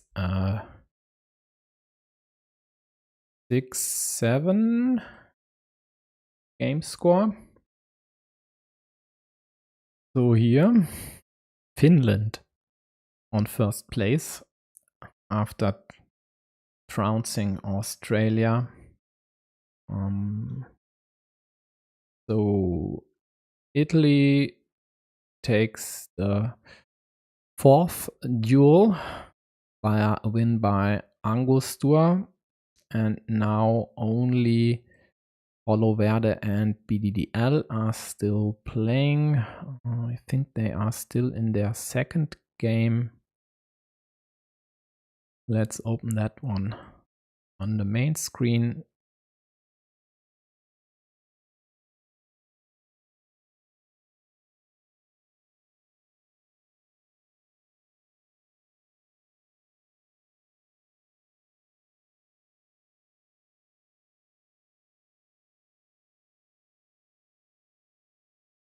And cause this irritates, let's close the one on the top left. I won't comment on this one for now because it's more or less dead rubber. Let me just assess the group situation in Group A. So Finland ahead by sweeping Australia, and then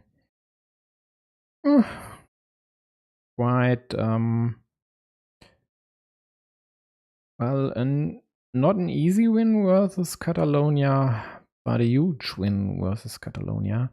And if Finland manages to win either game versus Hungary or Hong Kong, well, let's say Hong Kong, because Hungary at 0 match wins after 2 matches isn't really the favorite for the playoff spot in this group. I'd say if Finland manages to win in week 4 versus Hong Kong, their chances to snatch the, I'd say, second place, because I would expect them to lose versus China, are quite great here, or would be quite great. And then they'd even have a decisive game fighting for the first place in this group in week 5. And that's definitely an outcome. I guess no one but the Finns themselves would have expected, and maybe they are realistic enough to not have expected that, but just have hoped for it. So, rambling on here, let's focus back on a game. This one, Lucky Heaven, 28-23 on the scoreboard with 16 tiles to go. And this is all due to these shenanigans here in the middle. Actually, if we take this blocked square, because both road monasteries are gone, into account as well, 4 dead meeples for each side, or on each side, but blue manages to win this battle because they were able to snatch the ruin with 3 meeples, and the ruin's worth 16 points. So 16 blue, 19, 16. Yellow's road is worth 8. 8 blue points. +4 blue, +2 yellow.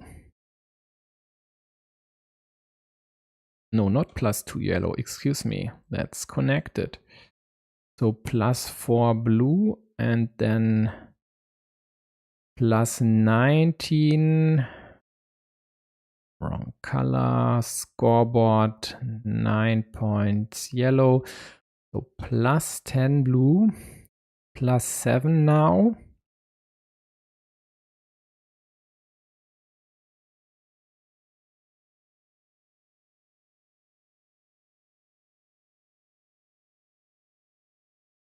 And someone will snatch this juicy field on the left side. The only question is, no, there are two questions. Who and when?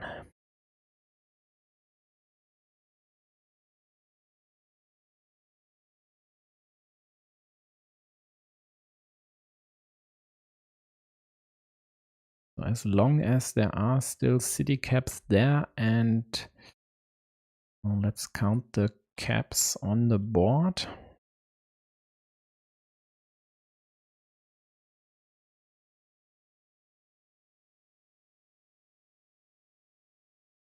So still caps in the deck. So as long as this is the case, then I guess no one will snatch this. But the problem is, once you do, your opponent will take it. The only problem for yellow is it won't be enough to win this game. There is a 5-point road brewing. There is another one at the top. So even if this field would be worth 12 points and blue doesn't snatch it. Okay, so even if the field would be worth 12 points, blue would then just, and yellow would snatch it, blue then would just need to take a road to win this game. That's +9 blue.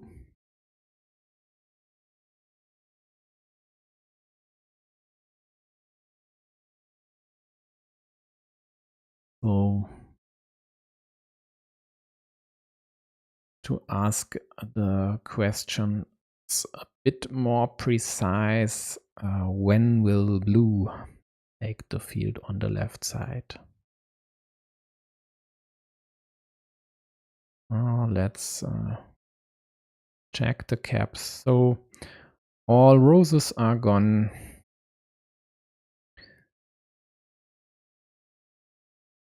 All splitters are gone.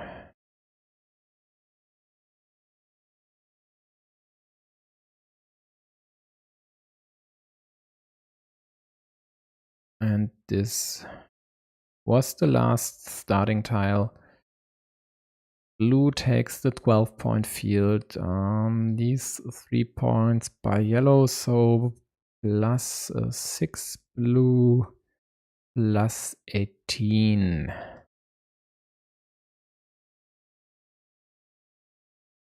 +17. But unless I'm severely mistaken here,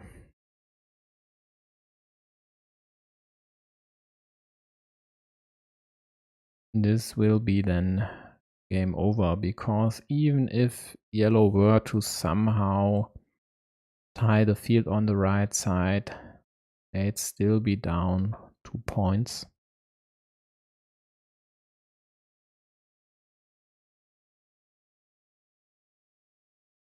And by the way, this option is dead. All 5 vanilla caps are on the board. And some miraculous connection like this isn't possible as well, because the 3 roses and all 4 starting tiles are on the board as well, and the dagger option doesn't work 2.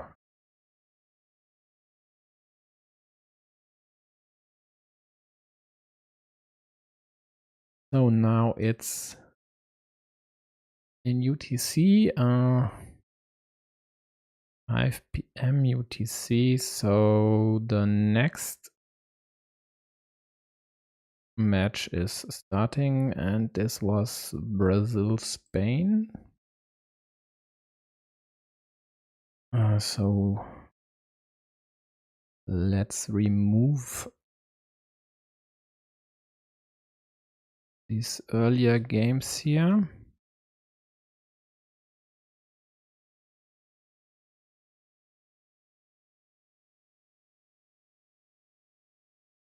And add Brazil-Spain.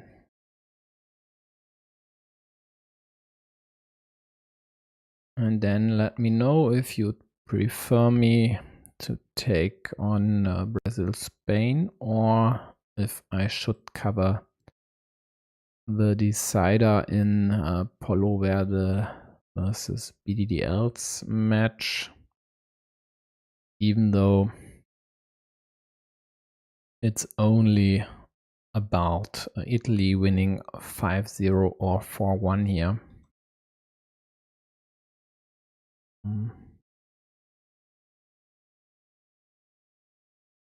My first instinct would be to cover the next match.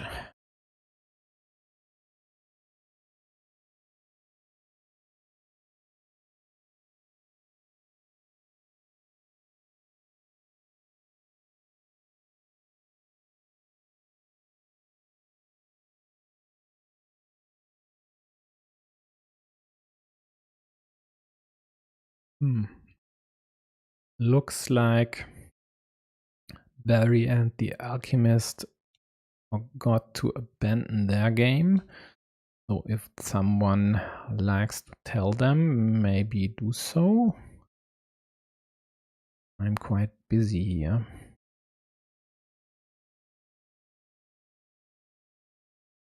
And I actually might need a break now.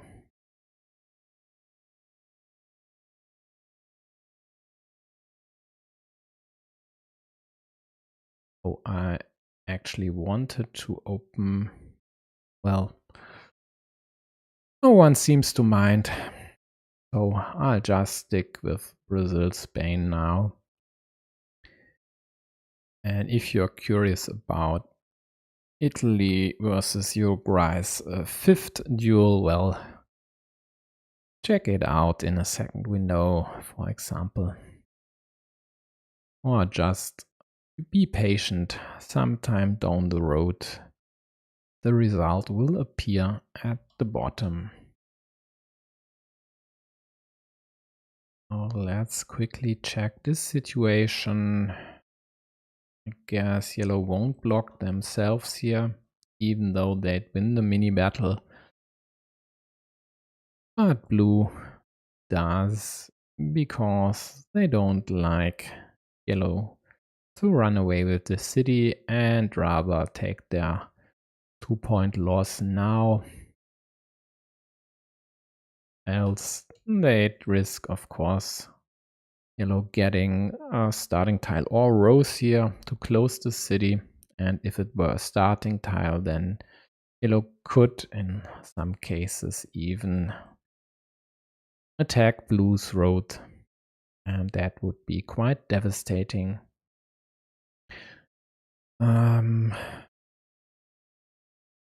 The monastery cluster on the left side does more or less the same. It looks devastating to blue, but if they at least would be able to kill this square, and with this one monastery plus maybe at least break some field hopes up top.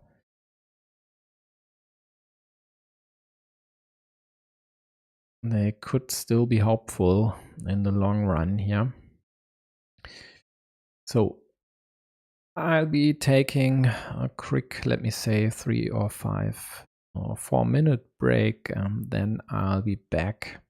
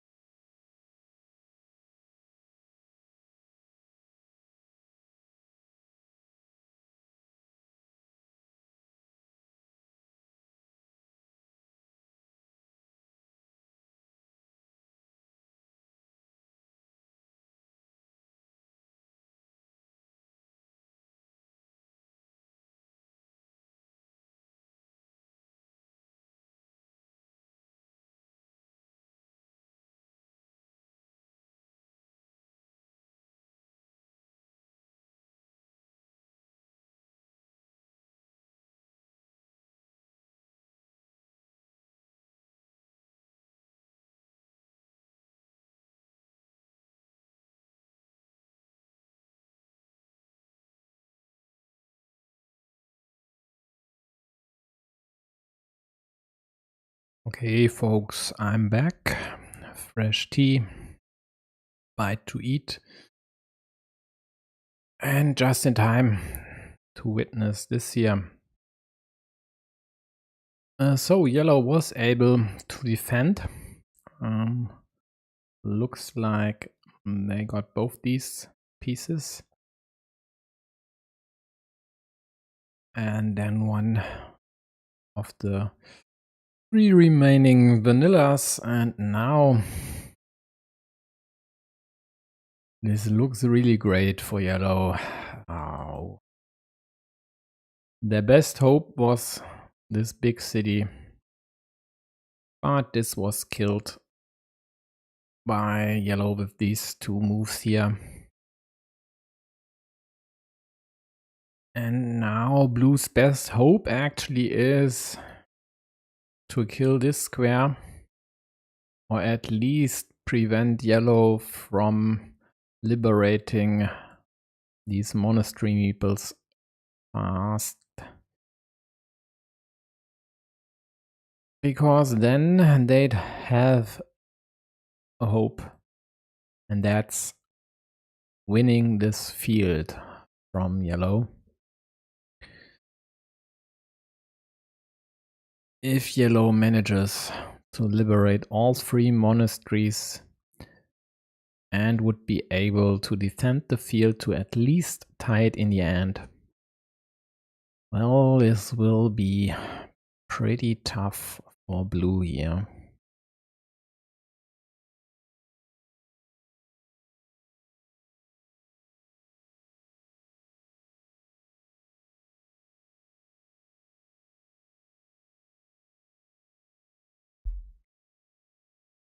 So if I'm silent, during the stream for a few seconds or so, that's because I need to eat a bit.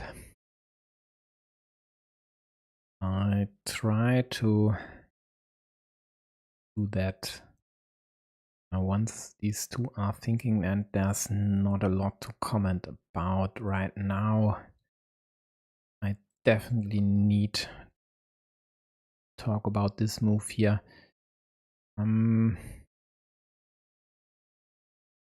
It's tricky. The question is, do you go for the city or not? I think the liberation of the monastery is definitely worth doing this move, no matter if you put your meeple on there. And well, perfect pieces from the deck for blue. If these 2 were reversed, yellow would have blocked here, and that exactly was why yellow thought about meepling this or deferring this. There are still 2 daggers out there, so I think using this city was definitely the right choice.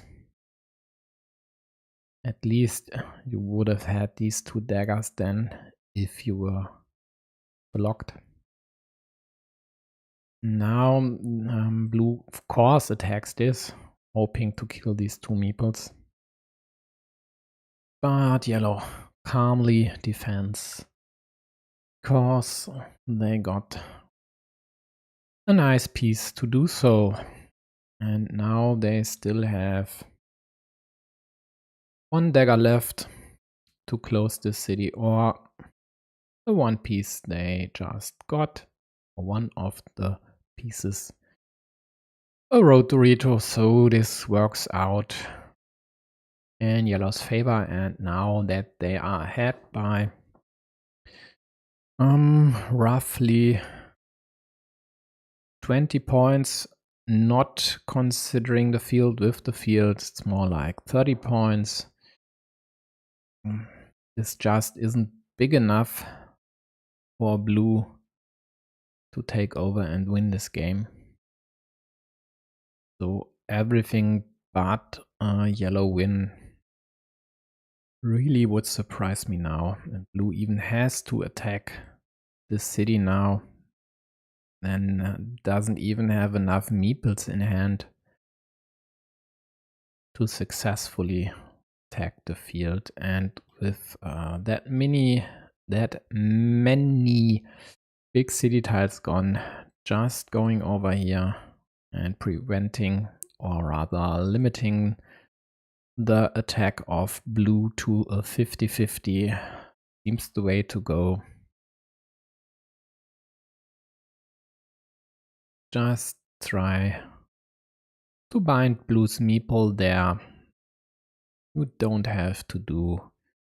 really don't have to do more than that.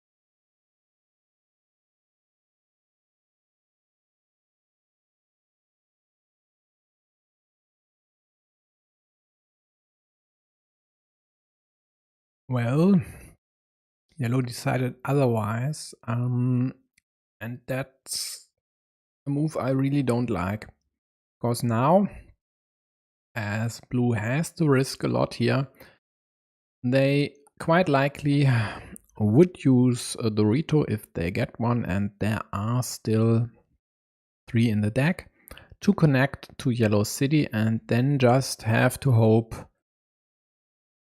to get a cap to attack this city, and then get another Dorito to snatch this from yellow's hands. And if yellow would have placed the starting tile here, this would have been a 50-50.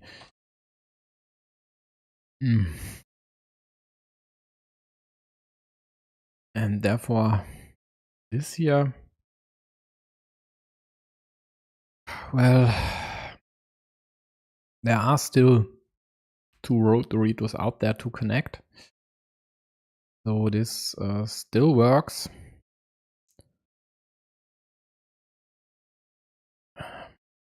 But maybe going all in would have worked as well. But, well, tricky situation for blue here.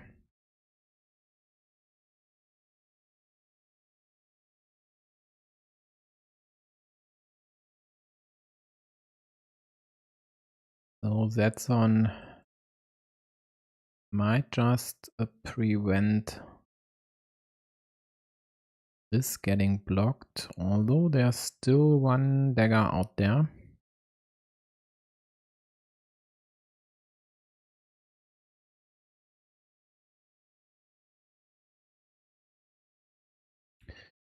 Why now going here, hoping to get 2 Doritos. That's why I didn't like that move. 3 Doritos out there and you need them in 2 places. Oh, actually, she's just hoping to get the second diagonal split up, but then I think you could have risked just leaving this in the open. I mean, you are desperate anyway, so going for moves like that, why not?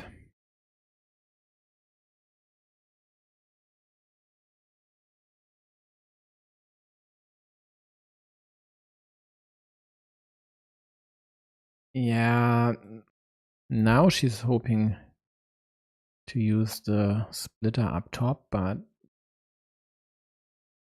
there are not enough good pieces in the deck for blue here. Even though they'd kill Yellow City now, this won't work out.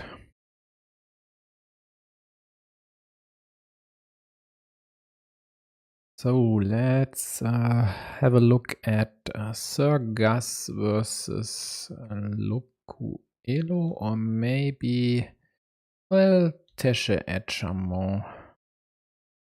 A bit closer to the end, but still have a few tiles to go.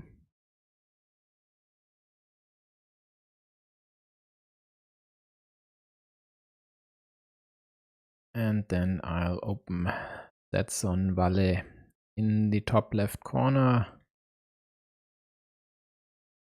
If you're curious if my prediction will come true in the end. What are we having here? So looks like only piece left.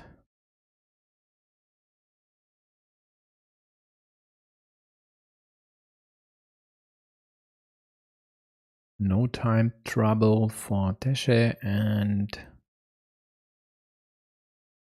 big ruin in their favor. A tight field in the middle, but 2 monasteries for blue. So scoreboard lead is 16 yellow, and I don't even need to score. Oh, my gut says this could still be blue's win here.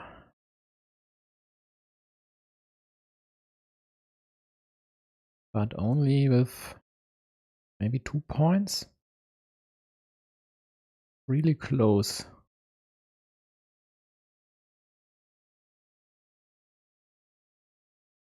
Okay, 3 points in the end.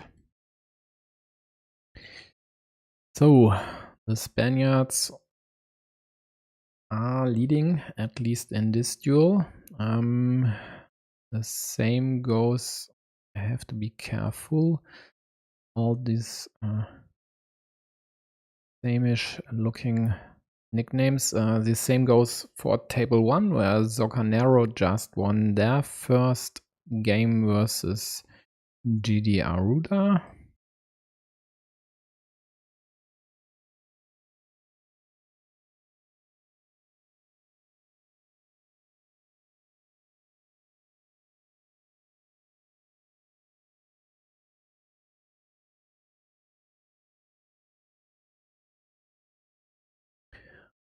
For now, let's check out Mejuto versus Rafa.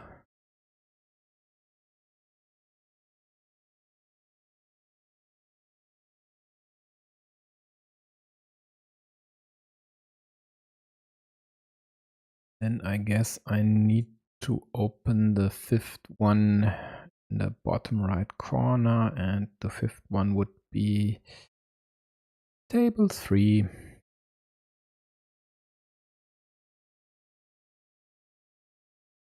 Oh, 11 tiles remaining. A yellow field in the middle, and that's worth 15 points, I think. No, 18.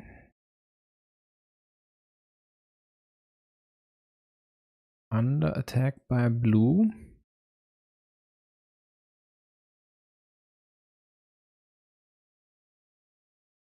So yellow is ahead, 8 points on the scoreboard. After the monasteries, this would be tied. This one is tied. Yellow has +5 up top, but blue has these 7 points. +2 blue, then the road. +3 yellow, and that's without even accounting for the main field.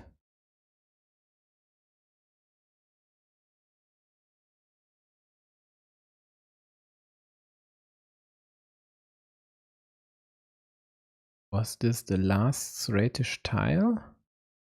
Was at least the last straight, so going over here would have killed this square. But I think that one was a heavy miss by yellow. I don't see. Oh, here is the fourth crossroad. Oh, well, then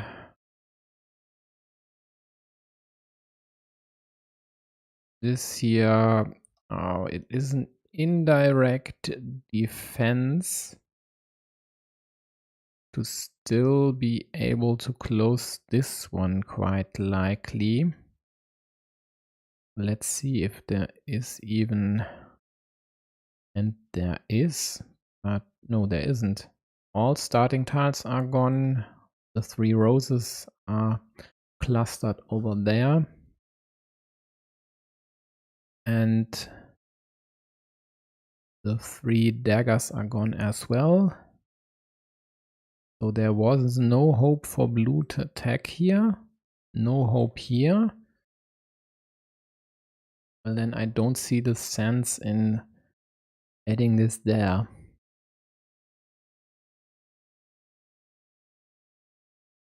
Whatever. Blue going for this attack.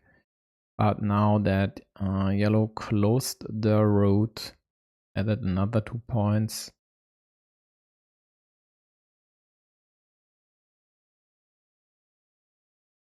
This will be quite tough, even if blue manages to connect to the field. Let's check what's left to help them. And there should still be 1 vertical splitter remaining, looks like. And it definitely is. All 5 vanillas are gone. And all monasteries as well, but this is, monastery wouldn't even have helped though. Oh, maybe it would over here and getting curve. But now that this is dead and yellow added another farmer there, this will be yellow's win here. So in the end, Zon won their first game versus YM with 107 versus 90. Let's open more games here. So it's second game of Sir Gus versus Locuelo after the former won the first game with only 1 point. And would you look at that? A regular monastery got discarded. Good news for Luku in this case, because he was the second player in this game.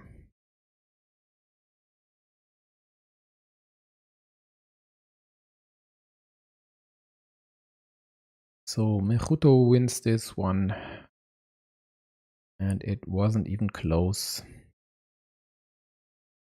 So even getting to the field wouldn't really have helped Blue here.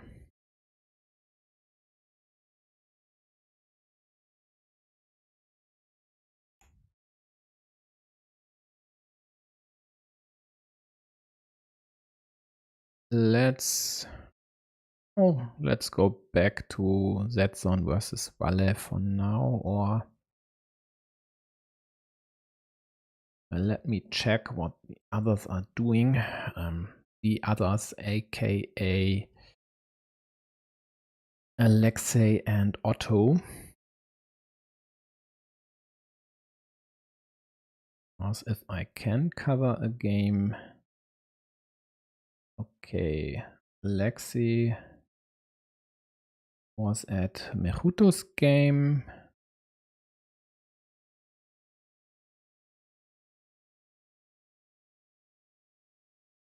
And what's with Otto? Otto's not even streaming right now. Well, then let's check Table 1. GD Aruda versus Socanero.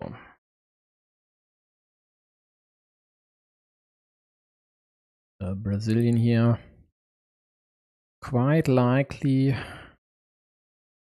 would need to win. Yep, he does. Lost the first one. Will be looking to force the decider.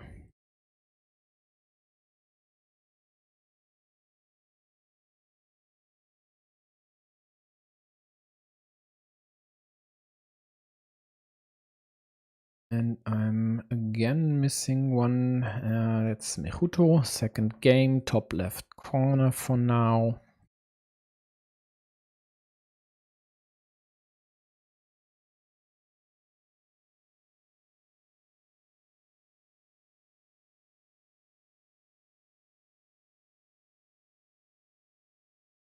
Looks like daggers are a hot commodity here.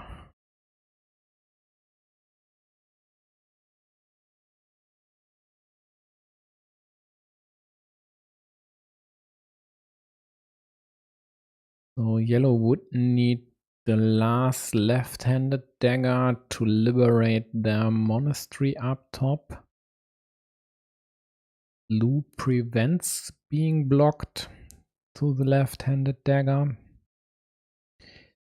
And then blue would need the one of the two remaining right-handed ones to liberate their monastery. They'd add 1 point to yellow's ruin, but they actually don't really care about that. They just killed this.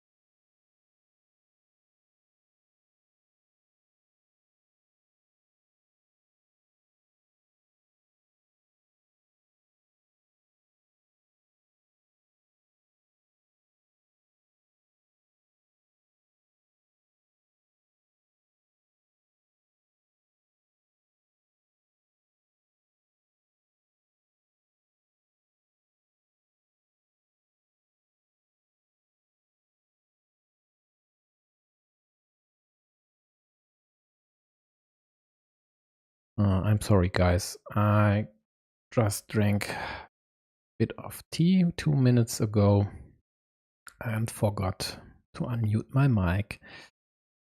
I think there's a first time for everything.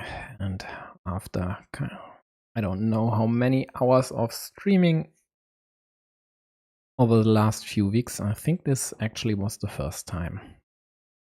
So pardon the silence. What I highlighted here was that if blue would get the extender, they'd rather go here and then hope to get one of the two remaining vertical splitters to close the one city and close the other on the left side, instead of using the extender here and then risking being killed there or being attacked. Although all cows are gone, so an attack would only be possible here, and then yellow would have risked the kill here. Blue gets this dagger. Yellow gets another one. Nice piece for them. Liberating the monastery, getting 8 point city, plus 3 points for this field meeple. So easy peasy, 12 points with one move. Nicely done. And now blue has to think about their road, or rather the defense of their road. How do you prevent yellow from attacking this one? Well, there's one option. That would be this one. There is another one, which would be that. And maybe even that one would work.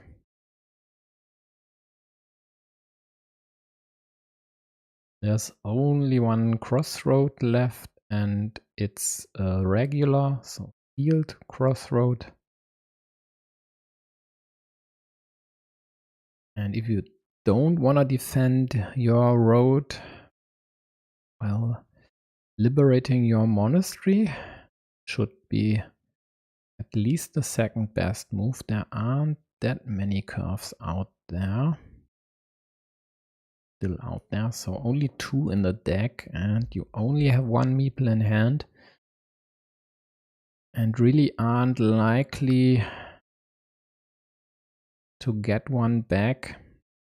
This city is... no, it isn't that. There's still 1 horse remaining, but you'd rather kill this because there are 2 fields by yellow. Both would profit from closing the city. So maybe just doing this, don't caring about this road, not caring about the monastery should be considered as well.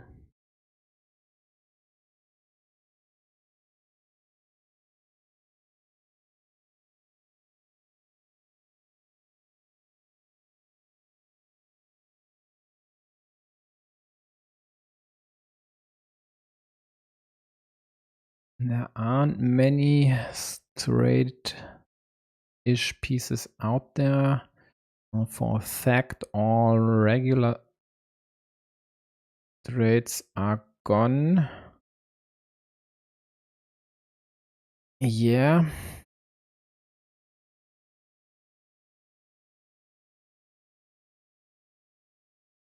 I hesitated a bit. Because this is blue's last meeple. But actually, this is not a bad move. It's risky. Because now yellow won't close the city. Why should they? They are not in the business of getting blue any meeples back. They just take the 3 points. So the same they would have netted by closing the city. because now that blue has a field bordering the city as well. There are 6 points minus blue's 3 are 3 as well. And now blue desperately needs the curve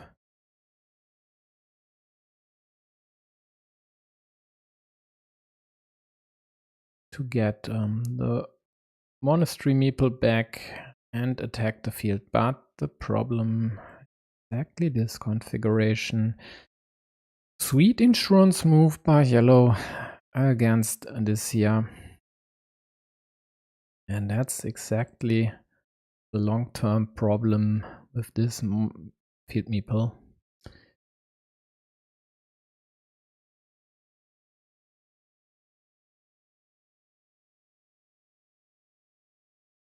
So 7 points on the scoreboard, yellow.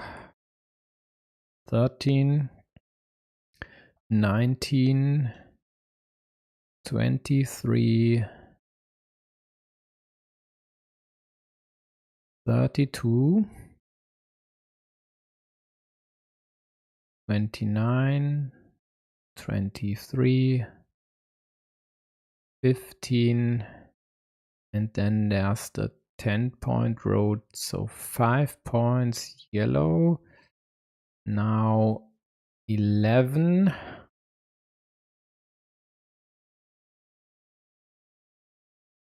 And only 2 moves left for blue here.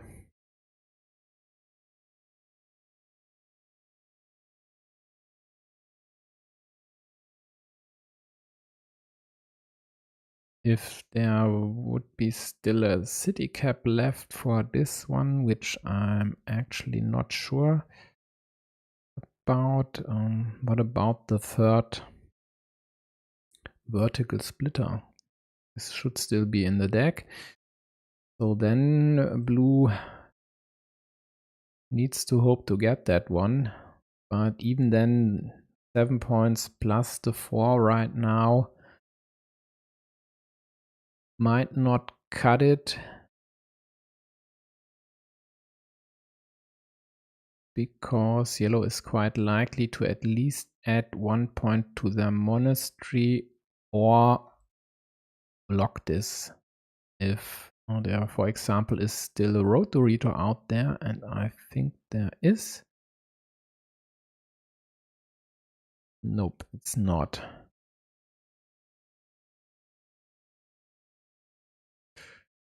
So let's figure this out. We have one of the vertical splitters remaining. And blue spoils the day here. They could have waited a minute more. So definitely this here. Yep. Yellow knows their stuff.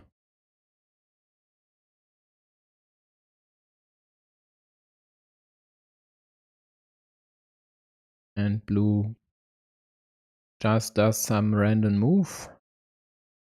Didn't even bother to count or to optimize their score.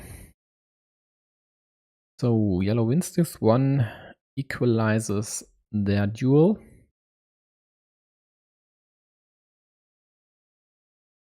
And again, if I forget to load anything, just say so. This time I think I didn't. On table 5, at Shaman, I'm not sure, wins the second game versus Tere. And so these two will play a decider, just as the two folks we've just saw. And then Zetson and Valle are close to the end. And scoring animations are running in Sir Gus's game against Locuelo, and it looks like a win for Brazil. And it is. Sir Gus takes the second game versus Lucuelo. And Brazil is ahead with one match win here. One duel win, excuse me.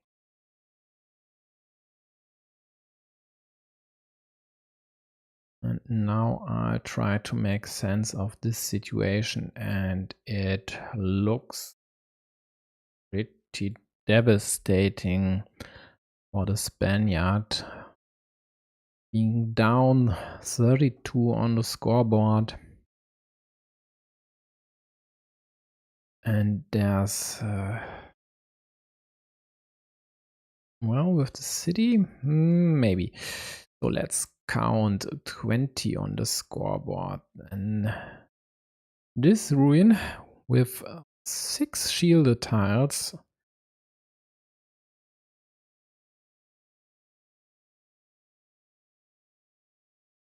scores 16 plus. Okay, it's over. Well, then, quite likely a yellow win.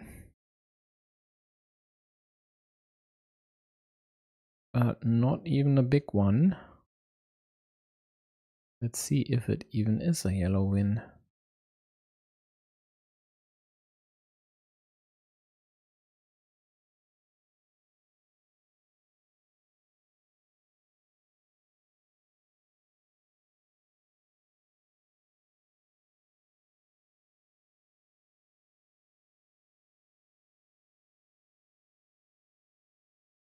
Well, it is a yellow win. 14 points. Well, so 2-0 Brazil, and Mejuto just won their second game versus Rafa. That's 3-0 Brazil.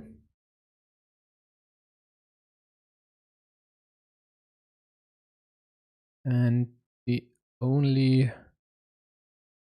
2 games still running then are GD Aruda versus Socanero and Table 3 Ed versus Terre. Let's cover them for a while. Then I'll open Table 1 in the top left corner, I guess, to clear the other 3 more games of Poland versus RCP. These 2 will start in roughly 15 minutes.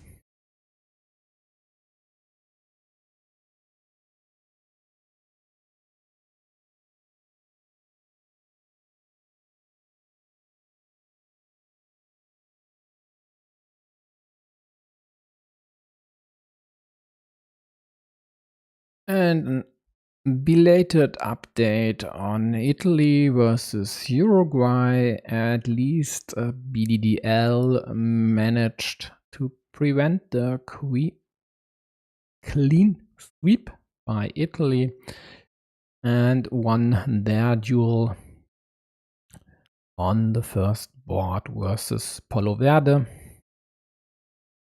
In the game of Barry versus the Alchemist, it turns out the Alchemist was the one who didn't join their third game and therefore lost on time, even though it doesn't matter for WTCOC if you are playing a tournament, and all the WTCOC games are tournaments, and the game is decided to 0, please join the third game and then propose to abandon it.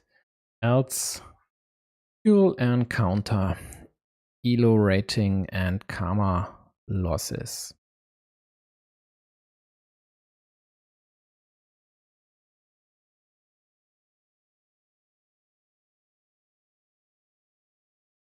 So I'll leave you with the game for a minute or 2. I have to inhale a bunch of calories.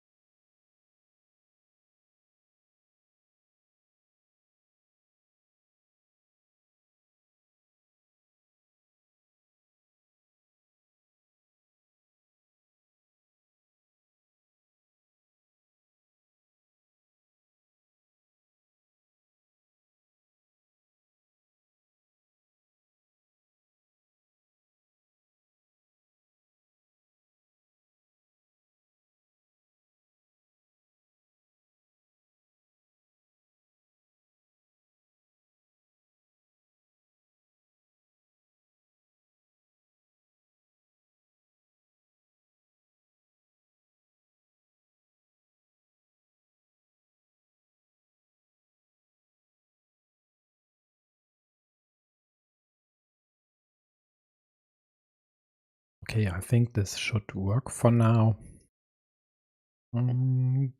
There's a nice field on the left side.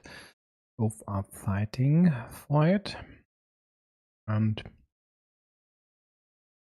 Blue's problem is that, of course, they'd like to liberate their monster meeple, but then they'd automatically connect yellow to the field. But considering there's another option for yellow to connect on the right side, really no big problem for blue here. This here looks like it won't be closed, but there are still options. There is one rose left to go over here. No dagger.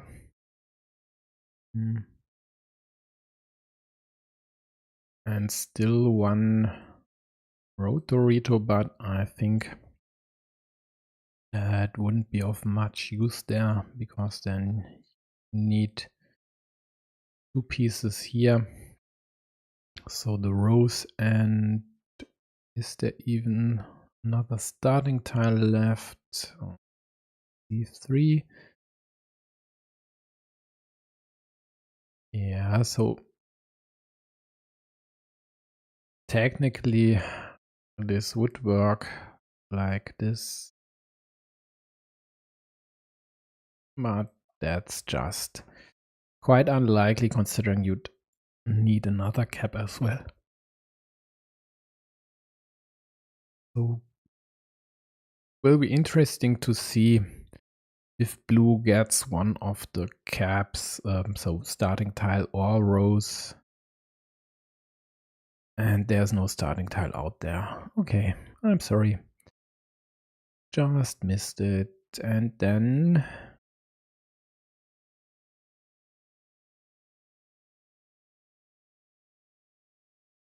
but there's still should be one left-handed dagger available. So same logic, interesting to see if blue goes for this or not. They now have a 2 versus 1 majority on this field and extended this to the right side. So it's worth 12 points now.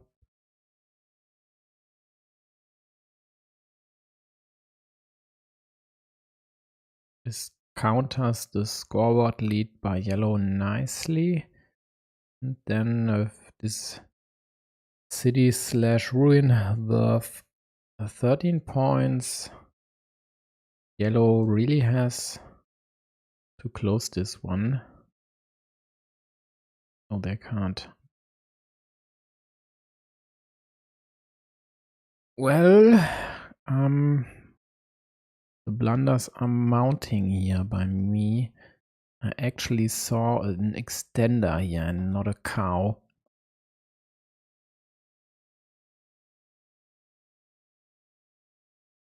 Well, blue gets their monastery meeple back. And with 5 pieces remaining, what? Count this one.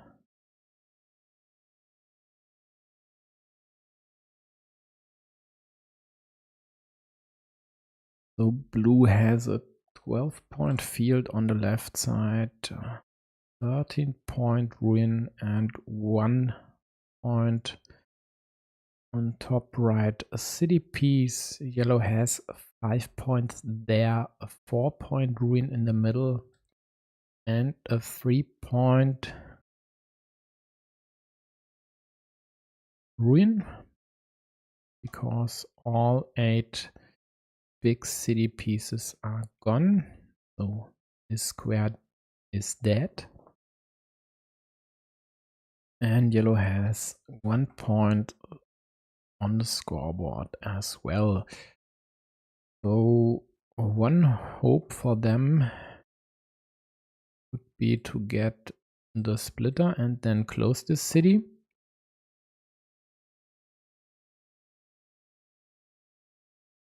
Else they might need to attack the field on the left side.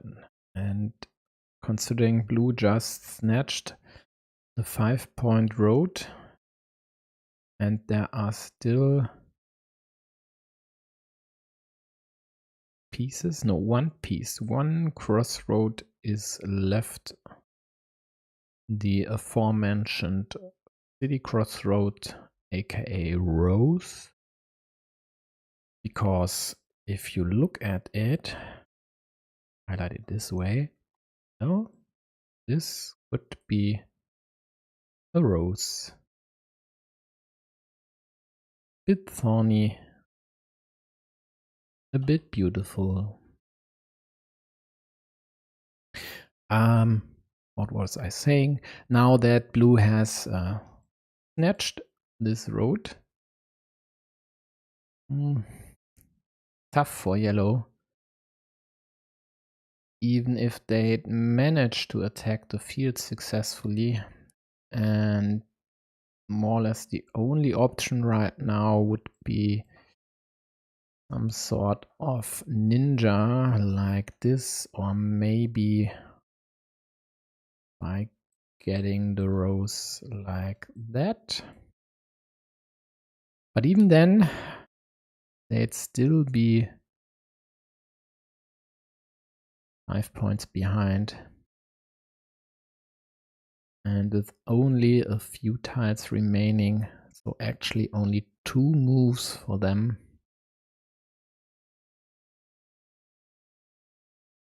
I really don't see a way for them to win this one. Oh, and there's the second diagonal splitter. Well, maybe I should take a break.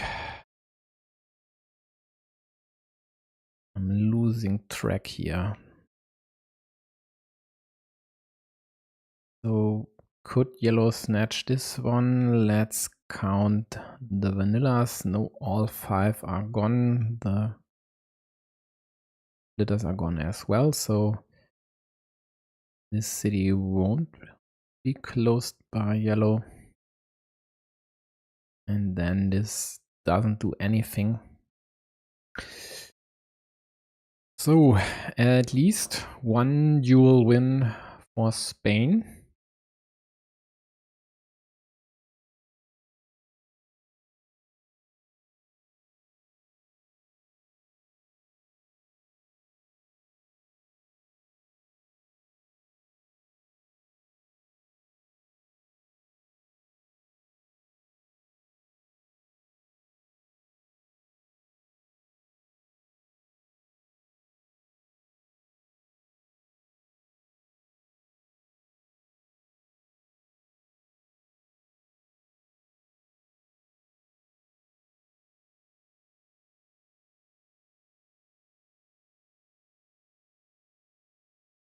This time the mute was on purpose. Yeah, taking 5 points here. You don't need more. Doesn't really matter. Could do something else as well. For example, just take 4-point road on the left side.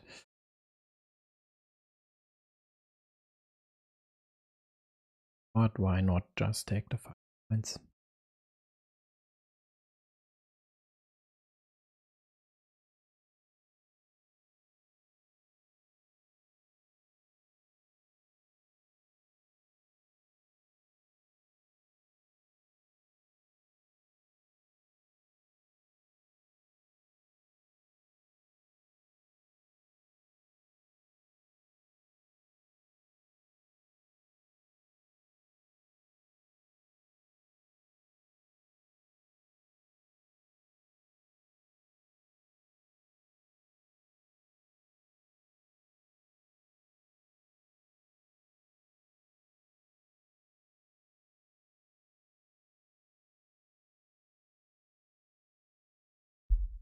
Well, this refresh didn't work out as I had hoped.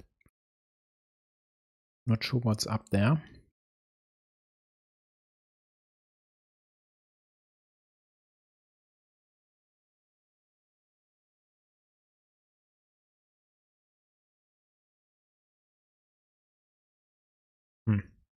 some sort of weird error message.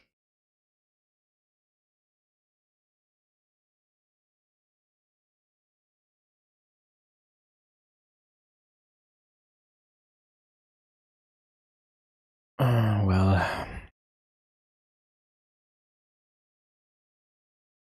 let's check the main page.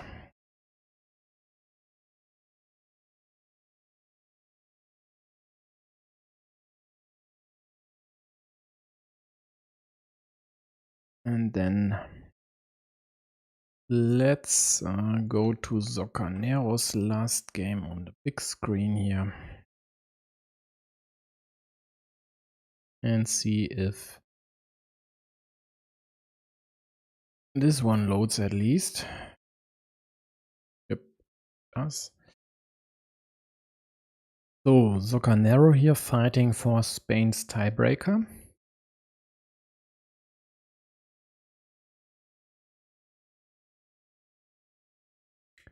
Let's check their group and then I'll switch to Poland RCP.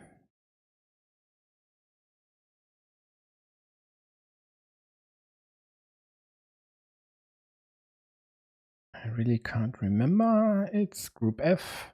Okay. So after losing versus Argentina, win for Brazil here really accomplishes a lot because Argentina lost earlier today, at least my time zone, versus Vietnam. Quite the upset, even though Vietnam isn't as bad as their ELO ratings might suggest. They were in the group with China, France, Belgium, Germany last year, and quite a few experienced players had some trouble with them. So looks like there's a bit of an issue with BGA now. Avatars not loading, and this would explain the error messages and loading hiccups I got here. Let's see if Poland RCP is already running, and it is. Let's open these games. I'll focus on table 2 once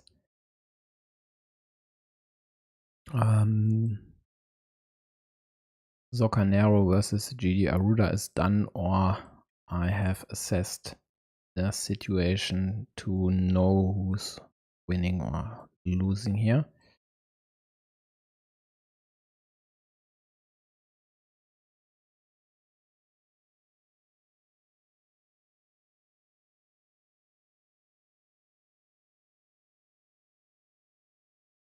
So one interesting spot is the square highlighted in the middle, but all 3 left-handed daggers are gone. So this field will be staying blues, and they won't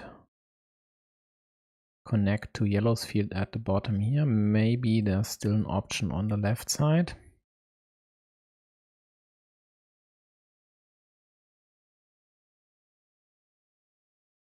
Scoreboard is +4 yellow. What about this here?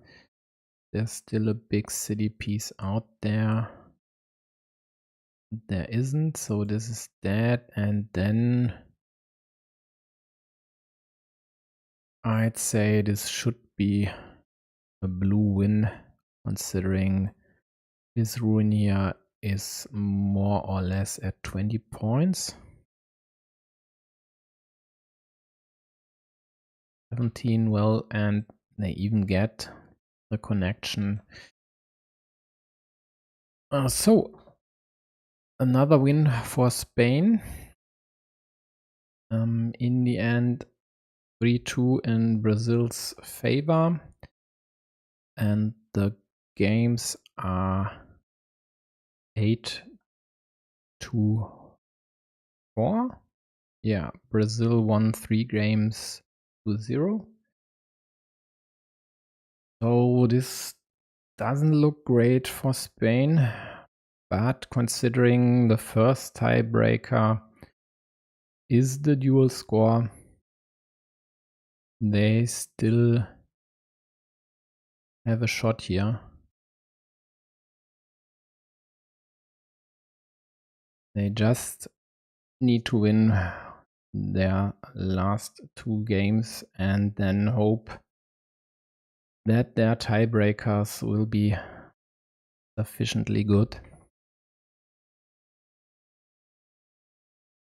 For now, let's open table 2 of Poland versus RCP between MTUU and Dexter Logan, excuse me. Didn't want to spoil any bad blood here.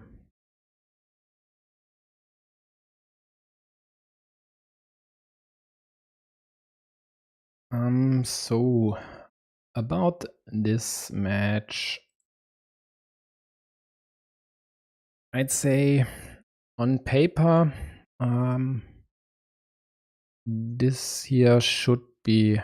duel here should be a close one, although I'd favor MTUU,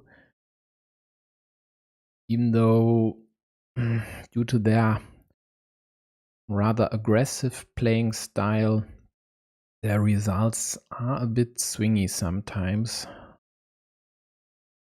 So losing, for example, a first game of a duel by 30-40 points and then winning the other 2 games by 1 point each is not that unusually for them. We'll see if we'll get a roller coaster here or just 2 or 3 normal or rather normal games. On the other tables, I'd mostly favor RCP, even though someone you know versus UI Scooty definitely could go either way. And Misny looks to have bad form right now, but well, they are experienced enough to beat 71st anyway. So in the end, I'd slightly favor RCP. I'd say the most likeliest outcome would be a 3-2 in their favor. And I'd rather bet on a 4-1 in RCP's favor than a 3-2 in Poland's favor, actually. So let's say 60-40 RCP.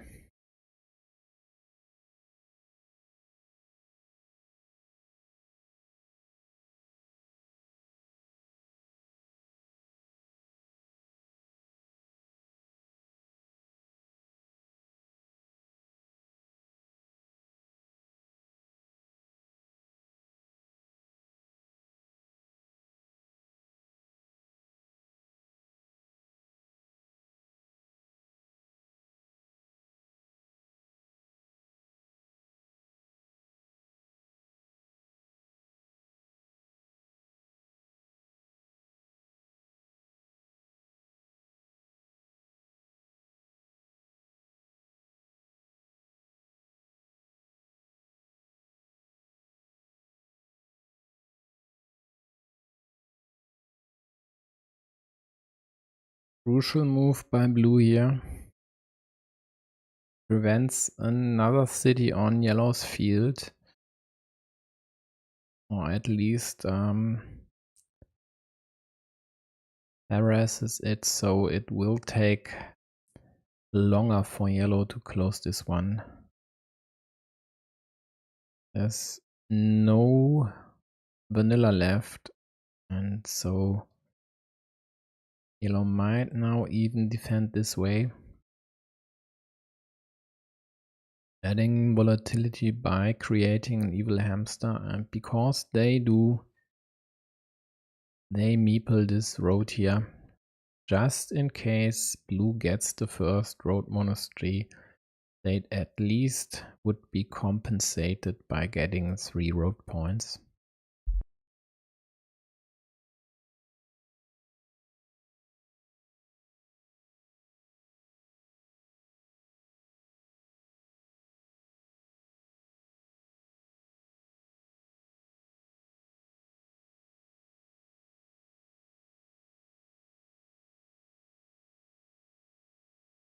Yeah, the crossroad for blue, likely here, taking the road.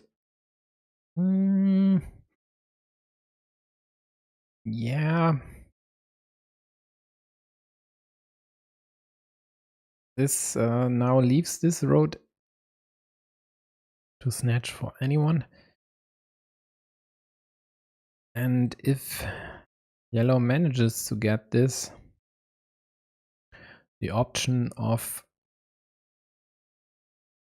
attacking this field this way is gone.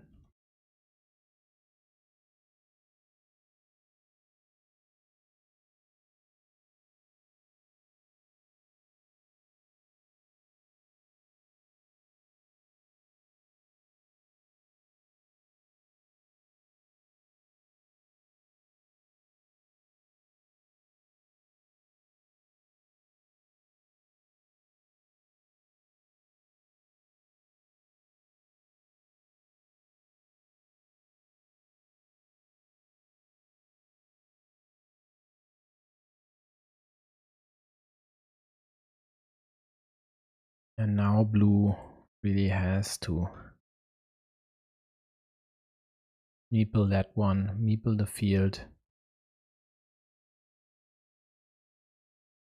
So this might even prevent yellow from taking the road, the crossroad, because there are only 2 crossroads left in the deck.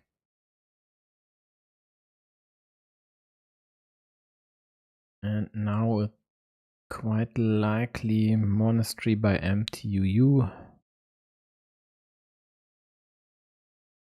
7 points.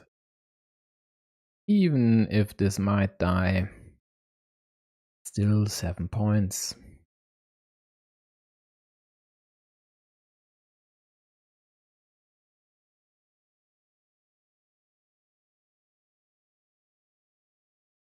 I think we'll need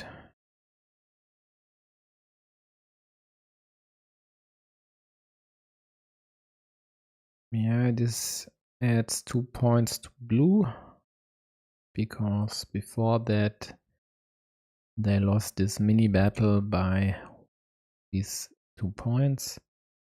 They could have also gone over here, but there are still big city tiles out there, so a connection for yellow was possible. Blue gets the road, snatches 5 points, and ties the field at the bottom.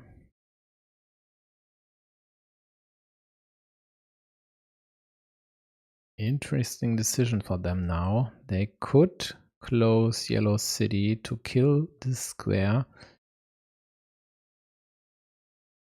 or do the normal move and just close theirs.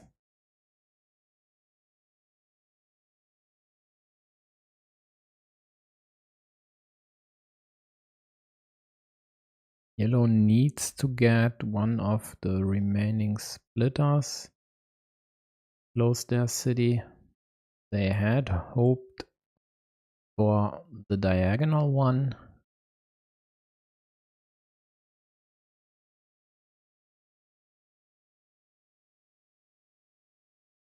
because I think there's still a Dorito out there. And this one they could have closed then. So going over here and then Dorito here would have been the perfect combination. But now this looks quite bad. Unless they manage to successfully attack the field and prevent blue from doing so. Let's check the curves.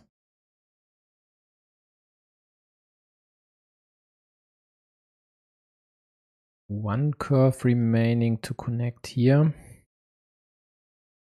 And there goes the last option for yellow to close their city. Directly, that is. I haven't encountered 4 extenders. But as this is the last extender, this one here is dead. So yellow connects to the main field. And another oversight by me. There's no option to attack here. There's no connection. So this will be a blue win in the end.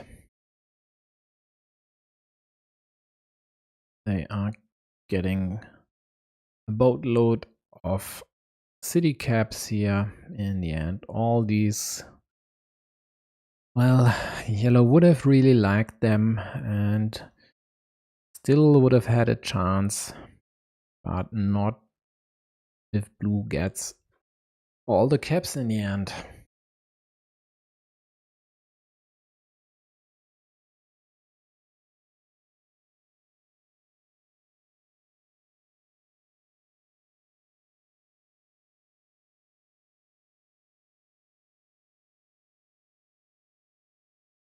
Let's switch to Peachy, Ulster, Mary. For now, they are close to the end and... oh, damn it, BGA.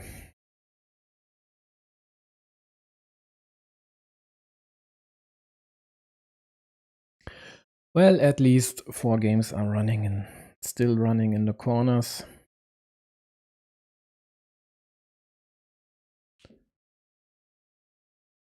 So let's take a look there.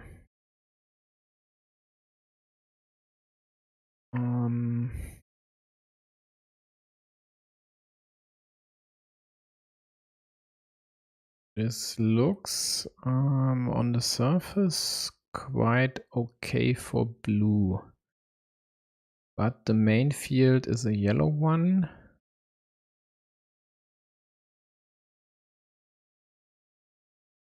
Under attack now by blue. And here we go. So what are having here?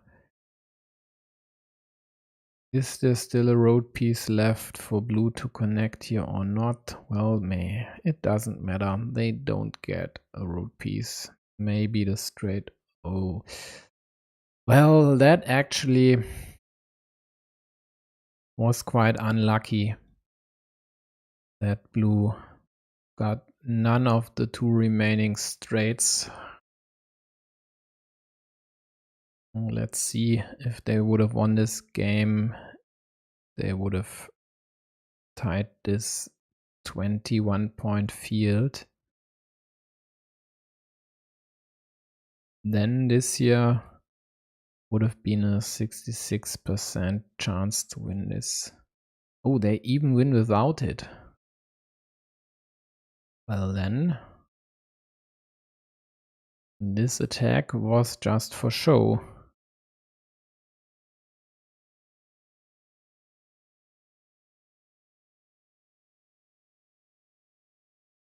Because they could have taken this one. And the road Dorito here in that place wouldn't have allowed yellow to attack the field, and actually this wouldn't even have mattered for yellow. They own the field. But the Dorito would have let yellow successfully attack blue city here. Well, would have been closer. Maybe even yellow's win then. So this here wasn't for show. If yellow gets the Dorito, blue gets the straight, and then the lost or tied city rather doesn't matter because you tied the field, and this would be blue's win nonetheless. So actually this year, great move.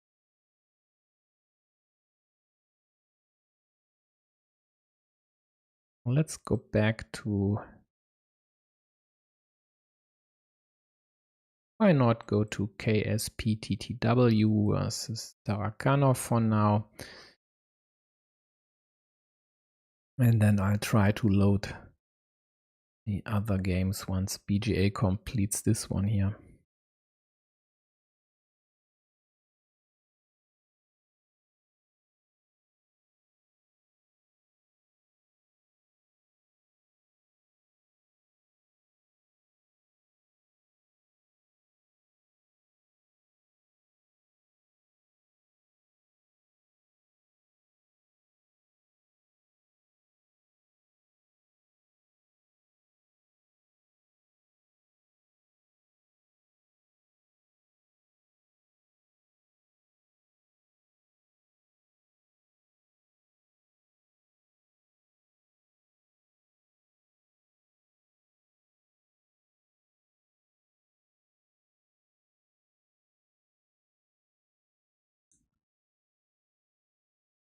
Well.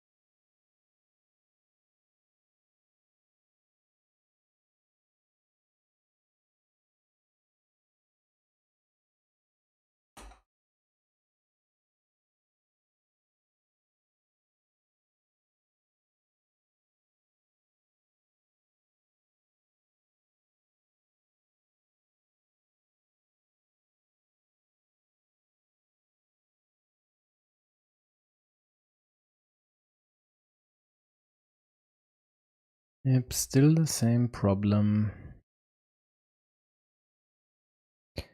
I'm sorry, but I can't do anything about it. So for now, let's just that way.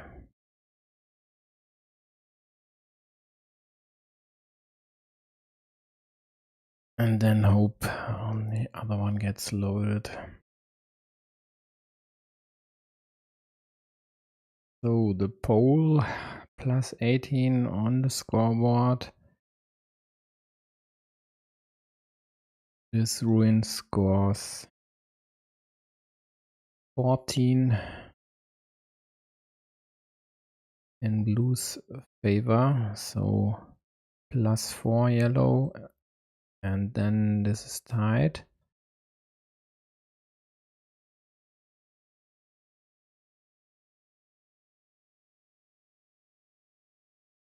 This square is actually dead. This, of course, as well. But still plus 8 yellow. The main field is tied right now.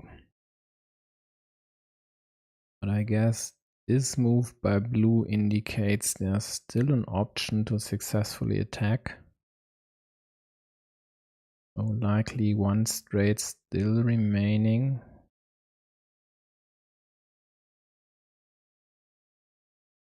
Oh, this was yellow's move, so this one is dead. And in that case, blue scores 6 points over here. But yellow still is ahead, +2. So let's check if there's hope for this. And there isn't. All 3 roses are gone.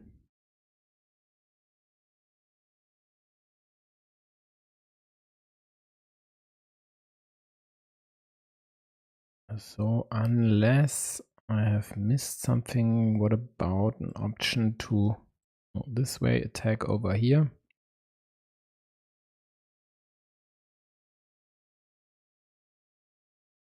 Maybe even with a dagger, but all daggers are gone. At least the left-handed ones.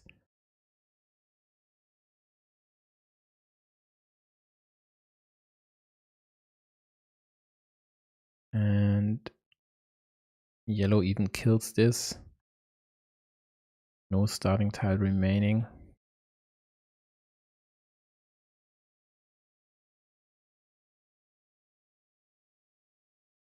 But there wasn't even any curve out there, so actually no need to kill it. This connection was dead. Now that yellow took this 6-point road, I think they should be ahead 8 points. This square is dead as well, and even if it weren't, this field is tight anyway. So in the end, 8 points by yellow, I think. Let's check.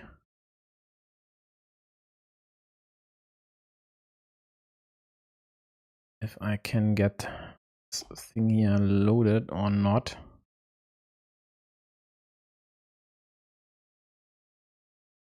Well, this sucks. This really sucks.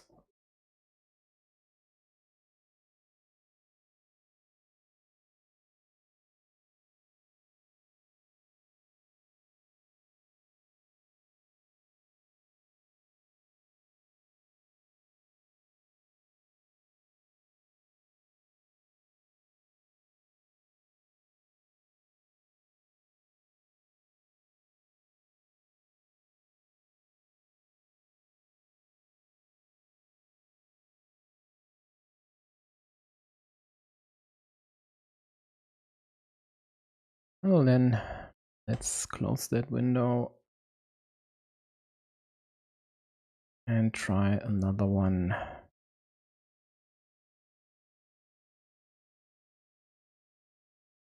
Oh, that's definitely the wrong game.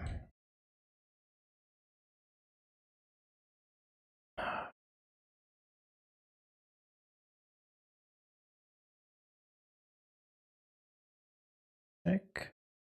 Here we go.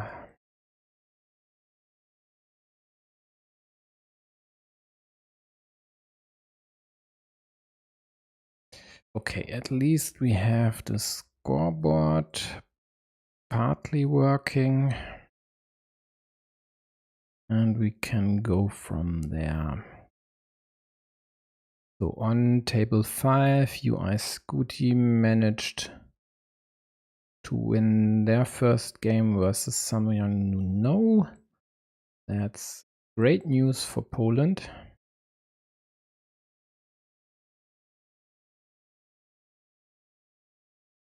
And let's go to the second game of Dexter Logan and MTUU here. And then at least I'll try to open the other ones in the smaller windows.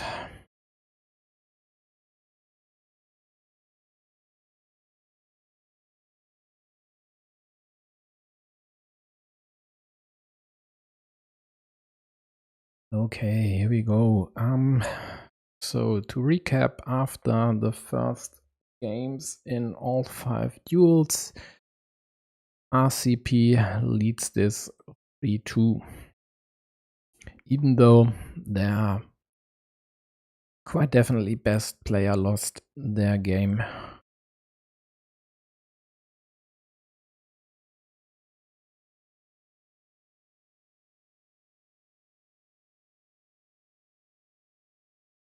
So there's still 1 cow remaining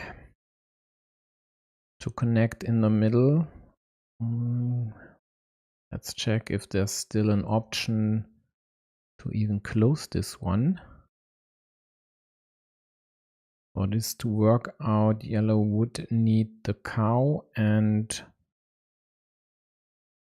cap on the left plus a road Dorito, and I only see 3 road Doritos out there, so there should still be 2 in the deck. And let's double check the cows. Yeah, only 3, so there's still 1 cow left. How about caps for this square?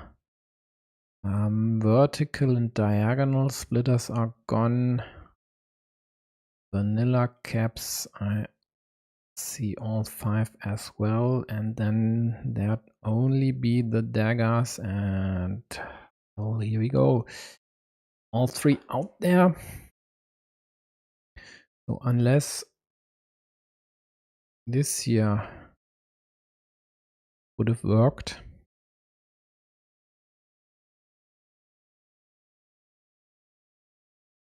there wasn't any hope for yellow to close the city.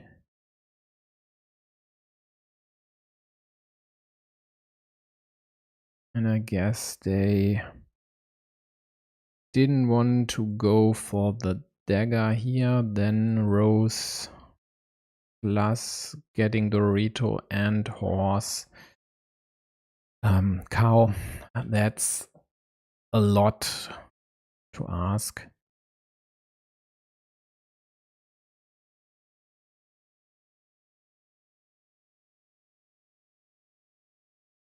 So, one more time, I guess.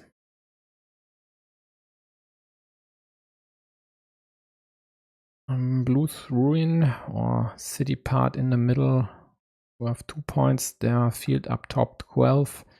The ruin on the left side 1 plus 4. The small dead road 2 points. Field at the bottom, the main one is tied. No, now it's blue field with 12 points. Scoreboard is tied right now. Yellow's field up top is worth 6 points. Their monastery at the bottom 8. The city meeple next to it 1, of course.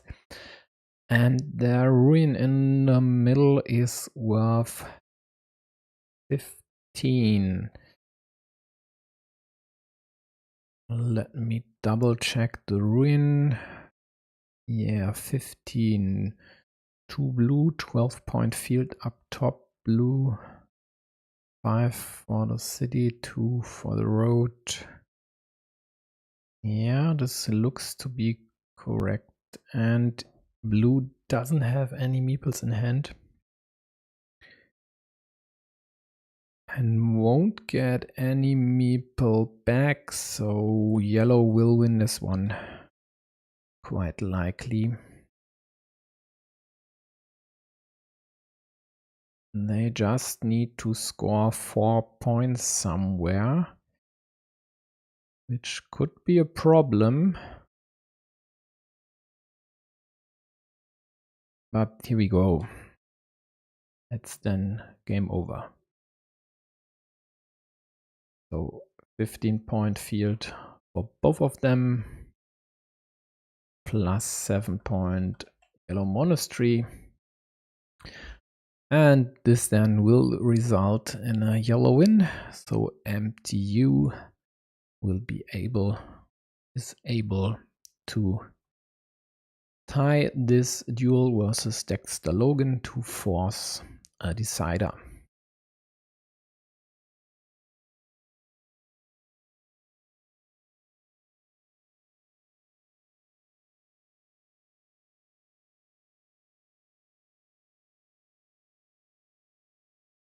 let's assess the other situations real quick.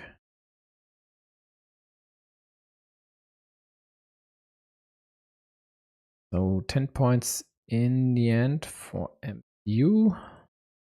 Turns out the scoreboard was correct.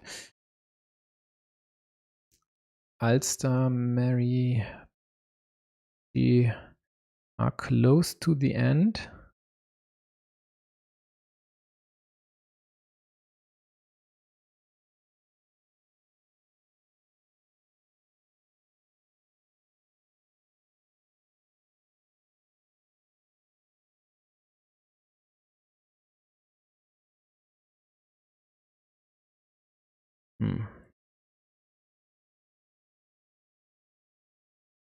Yeah, okay.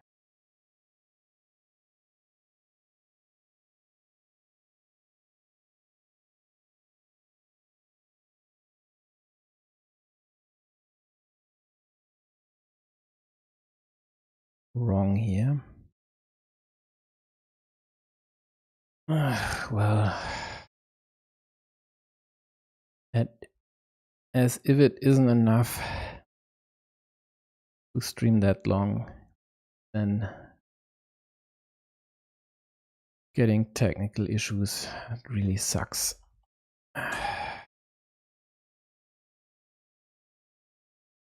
Why doesn't this load pretty now?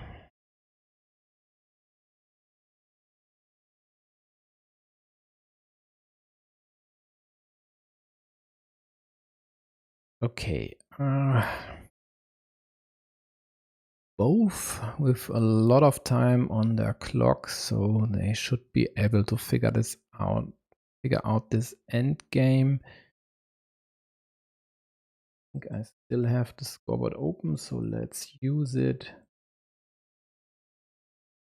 The quadruple city, ouchie, is gone, so this up top is a ruin, and yellow scores the most of it with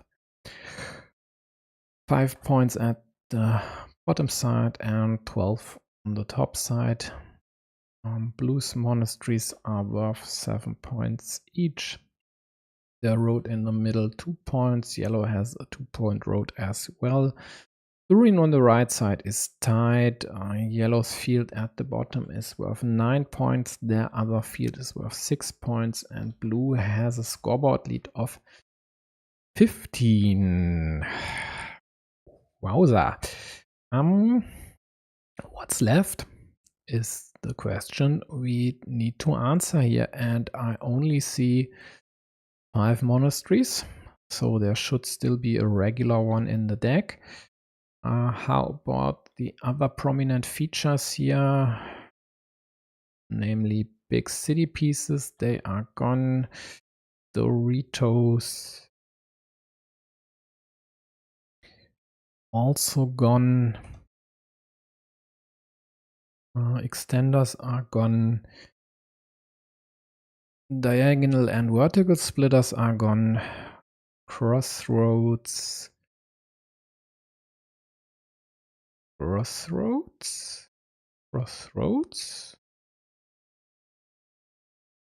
All gone. So what's next? How about daggers?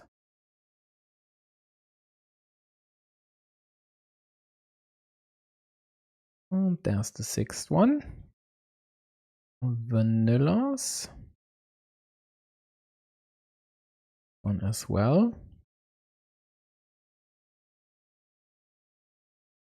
Well, the one piece I most often forget, if I forget something, would be the starting tile, but they are all accounted for. Well then, looks like a road piece.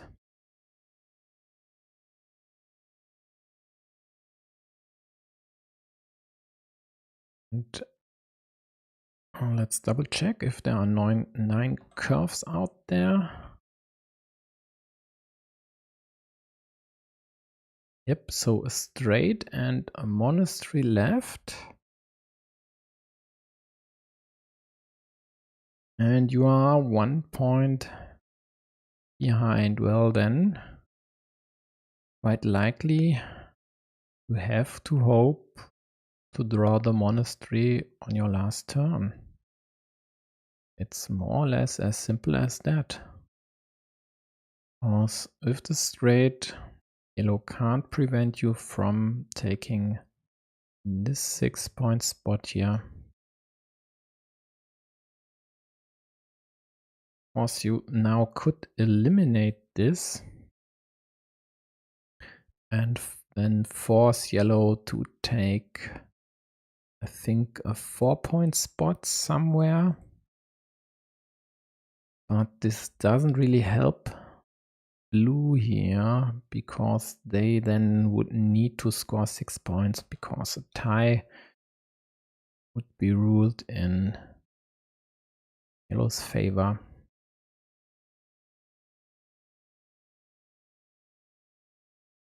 They dump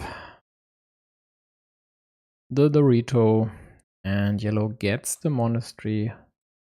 Quite likely will score the 6 points, and then blue just left with scoring 3 points somewhere, I guess. Yep, 3 points it is. So in the end, should be a +4 yellow here.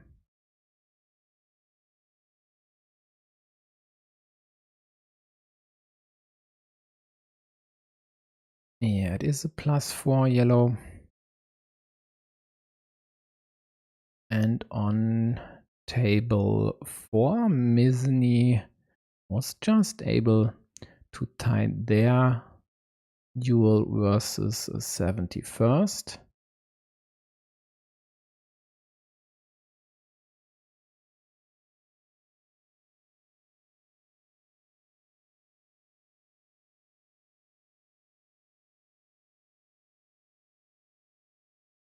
Actually, I didn't want to load the game history, but their game.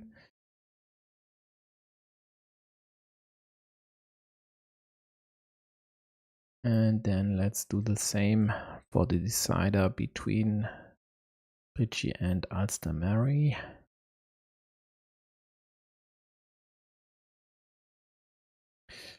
So it's the expected close game, but the results so far definitely in Poland's favor here.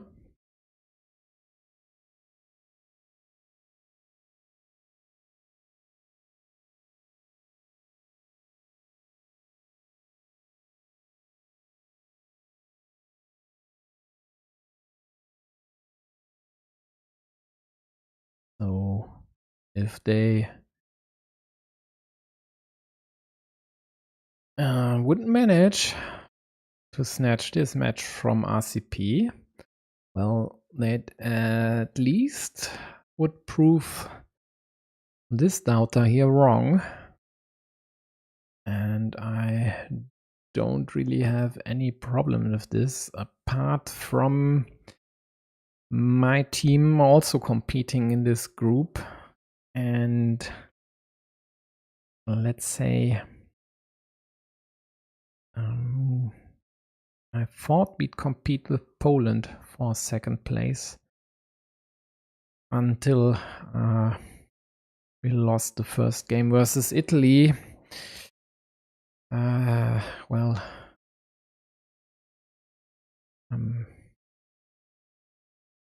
look at the detailed results and you might get why I can't be happy with that result. Slight hint, wasn't because of my performance. There was no performance by me in that match.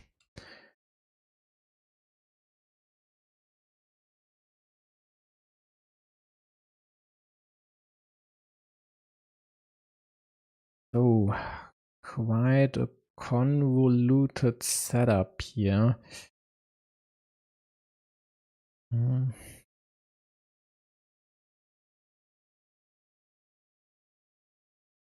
Yellow gets the road monastery, which blue would have taken in a heartbeat here.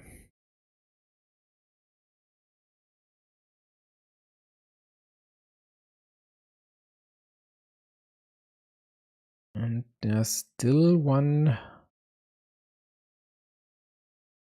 vertical splitter left.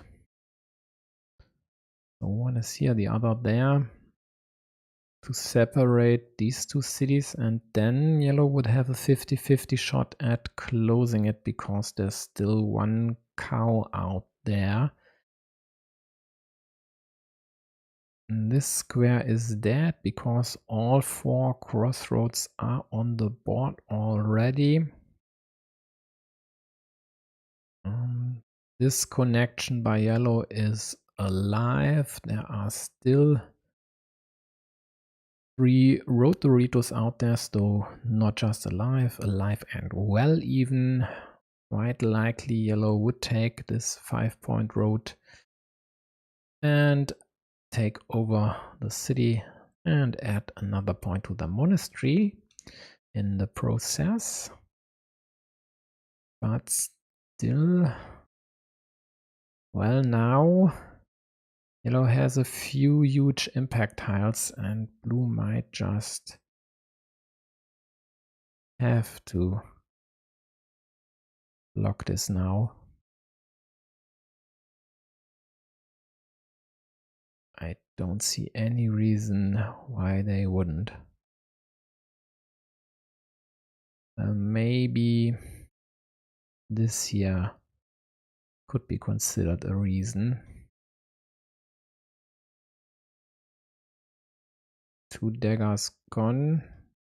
So this would have been a severe limitation.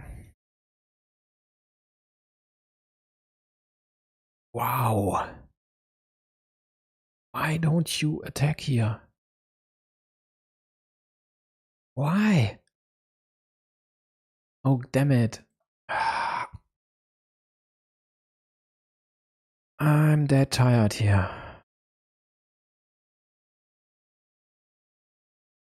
But is there still... No, this was... damn it, yeah, actually. Perfectly right by blue not to do... not to attack this now, as this square is dead. Because they just got the 3rd dagger, which I just missed. So now they could attack, of course. But they opt to do something else. At least they managed this here and killed yellow's options to close the city on the right side. And now I really don't see yellow winning this one. But at least quite good news for Poland. UI Scooty managed to sweep their game versus someone you know.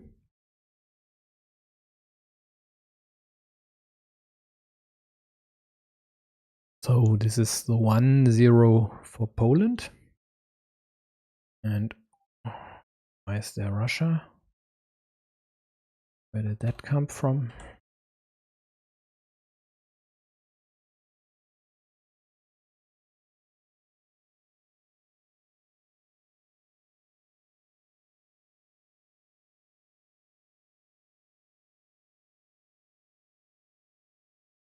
Well, just forgot about the scoreboard. Let's pick it up again. So 9 points blue for the field up top on the left side as well. 3 points for the ruin, 3 points for the road. And yellow has a ruin on the right side. No, that's actually shared for now. But I guess yellow still has a 75% chance to snatch this, and they'd absolutely need to. And just on time. Thanks a lot. This makes counting this a lot more interesting. So the ruin is worth 12 points, and these are yellow's 12 points.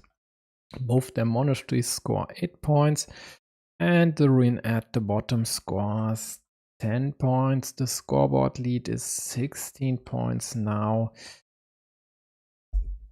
And this then results in a pretty close game. Right now, with a +2 lead for blue.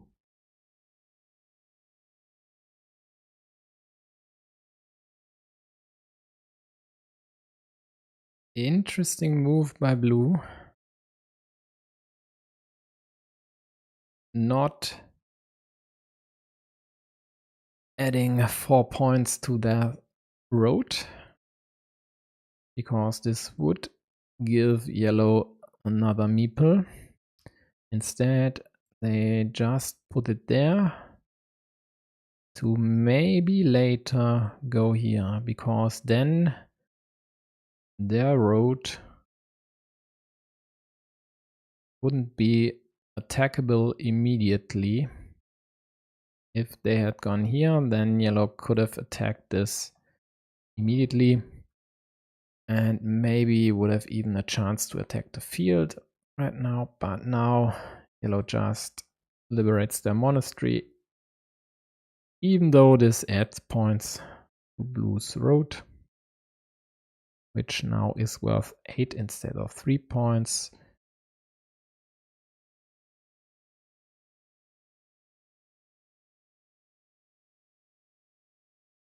And their scoreboard lead is now 9 points.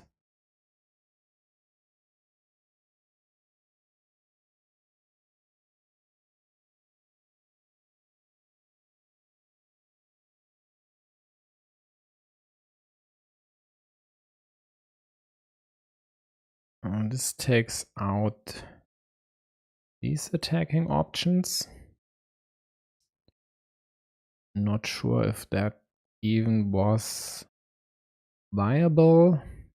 So this one quite definitely not. Maybe with a dagger here and then a vanilla there, but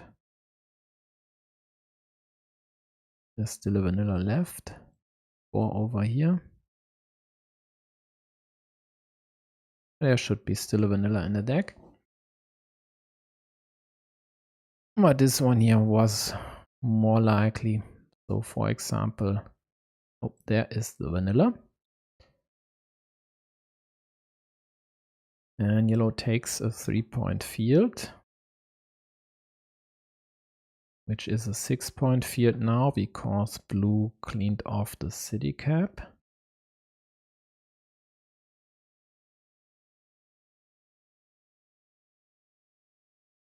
But even if yellow were able to at least tie one of blue's 9-point fields, looks like blue will win this one here. Unless I have miscounted something. So let's check again. Ruin up top 12, ruin bottom 10, monastery 8 points. Field on the right side 6, and blue has 2 9-point fields, an 8-point road, a 3-point ruin, and 13 points on the scoreboard. Now seems to be correct from top to bottom.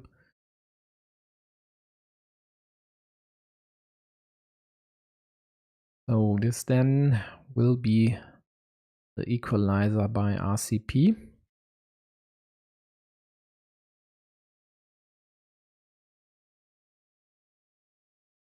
Unless MTU pulls off a miracle somehow, or one of them, well, it has to be Dexter then, would violate the clock, but I don't expect them to do it. They just take a 6-point road, and even though yellow just scores a quick 4-point loop here, this really doesn't help them.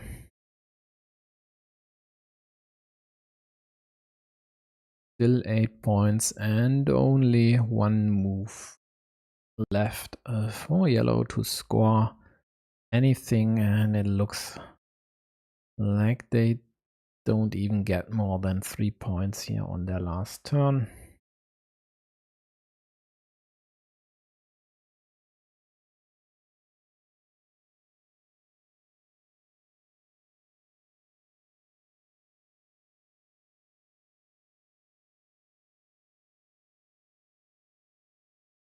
Yeah, well, it would have worked if there were still a move left for them. So in the end, 7 points. Blue here. Nope, 10. So some miscount, maybe.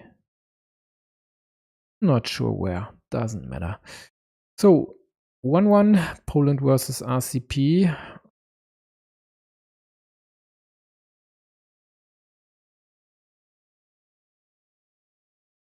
KSP and Tarakanov are finishing their game. Tarakanov just got the last monastery and was even able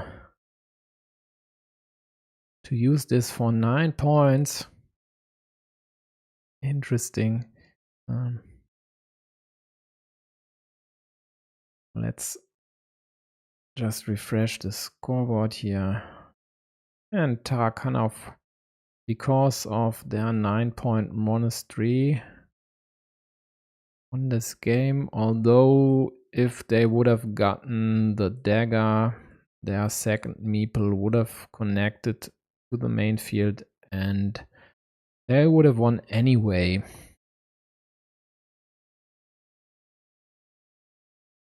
So let's open. No, there's no decider. These two are finished. Then let's check out Richie's game here.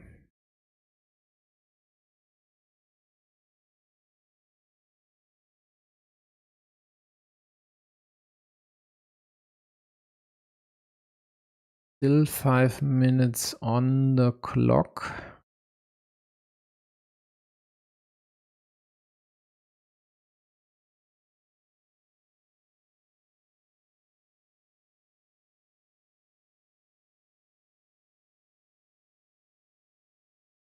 And if they think that long, it must be a close game.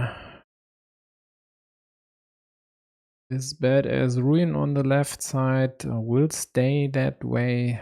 The fourth cow is over here, so this square is dead. +6 yellow. Why not take forward? We have it in place already. So the ruin is tied. Maybe there's an option for yellow to attack this. Oh, well, let's check this out real quick. So all big city pieces are gone. Is there still a Dorito out there? All regular Doritos are accounted for. What about the road Doritos?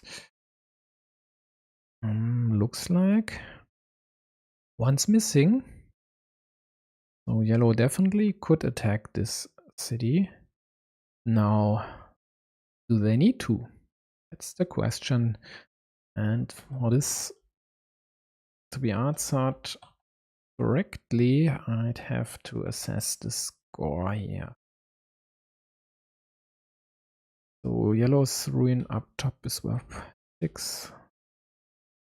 Monastery 8 points. And the field is actually split right now along this line here. But I think both are scoring 9 points on their respective sides.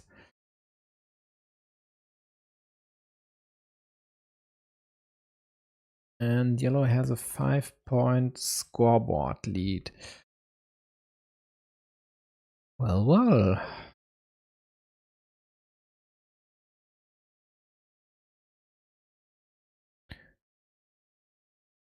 This square is dead. All 4 regular monasteries are gone. And the road monasteries as well. This square is dead as well. The quadruple city is at the bottom. So let's check what's left apart from the road Dorito. All roses are gone. All starting tiles are gone. All splitters are gone. Well, daggers, I'd rather count this way.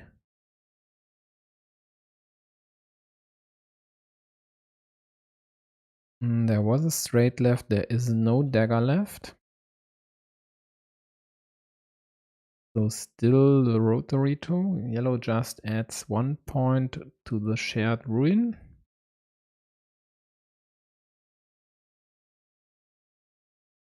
This would indicate there's still an option to attack over here.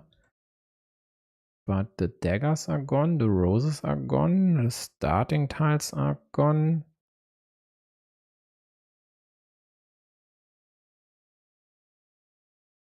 There wasn't any option to attack there. Well,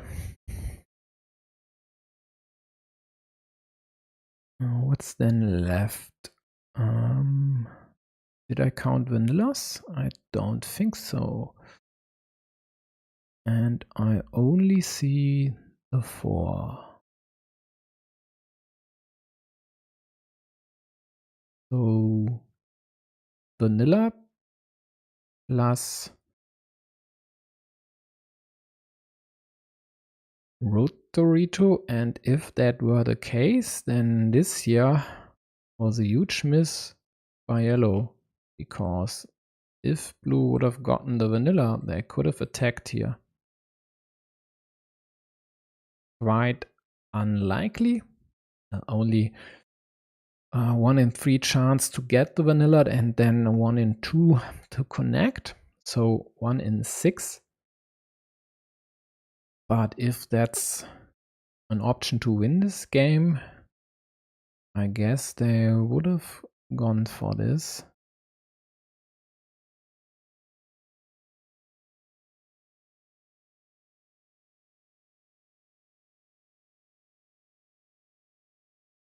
And now, how about this here?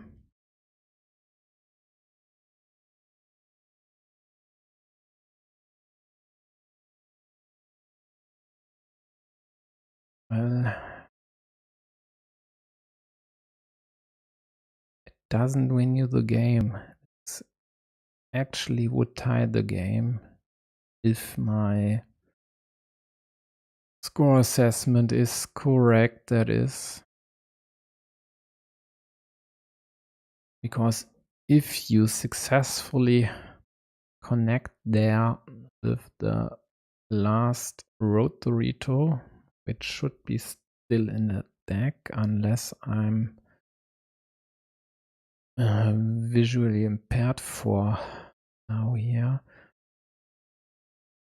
then yellow would snatch another city for 4 points.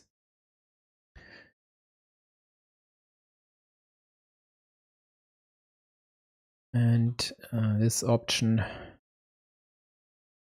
would only net you 9 points in the end for a tight game.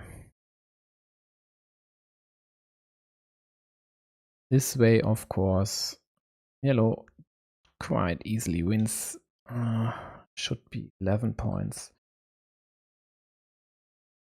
So on, what is it? Table 4. 71st won their decider versus Mizny to put RCP at 2 dual wins, and this one here goes to Poland. And then there's only one duel still running, and that's Tarkanov versus KSP TTW.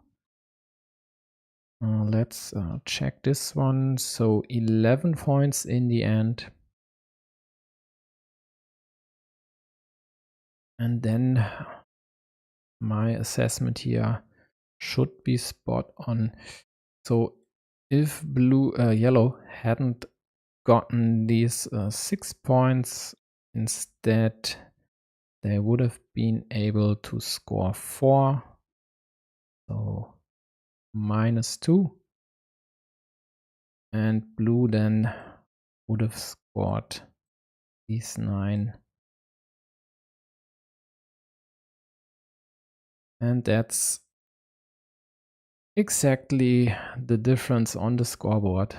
The 4th city on the field, of course, would score 3 points for both. So then yellow would have won by tie. But as I said earlier, this here was quite a huge miss by yellow. Going over here, or here for that matter, would have prevented the possible game-winning attack by blue this way and the connection with the road Dorito. Only 1 in 6 chance, but still chance to win the game is a chance to win the game.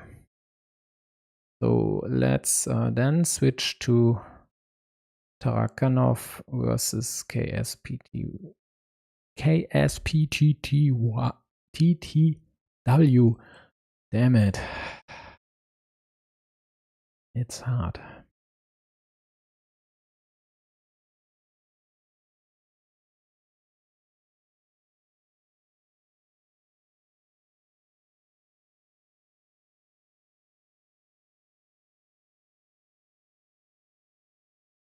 So for now, let's just move the scoreboard.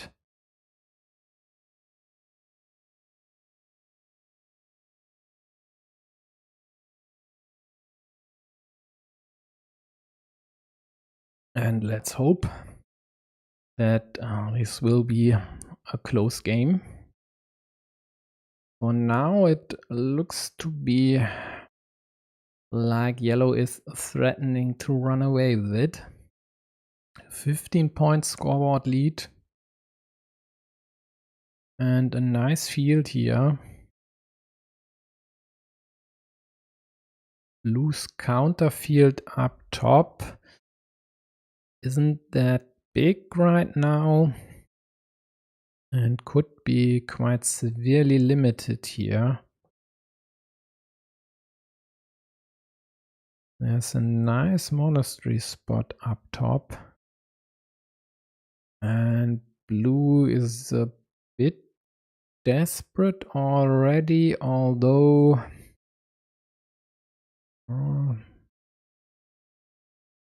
there are still Doritos out there, but I guess if there's an option to attack your city, well then you could of course bring this to inch this to an earlier closure.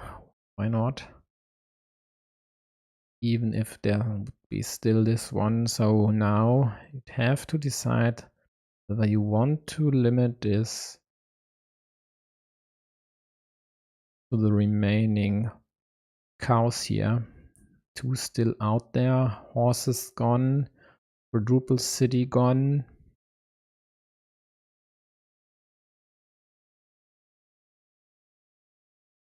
Still 2 Doritos of each kind remaining.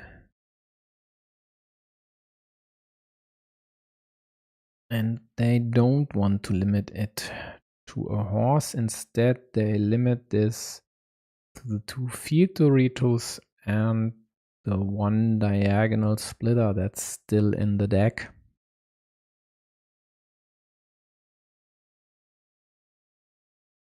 And immediately yellow gets 1 of the Doritos.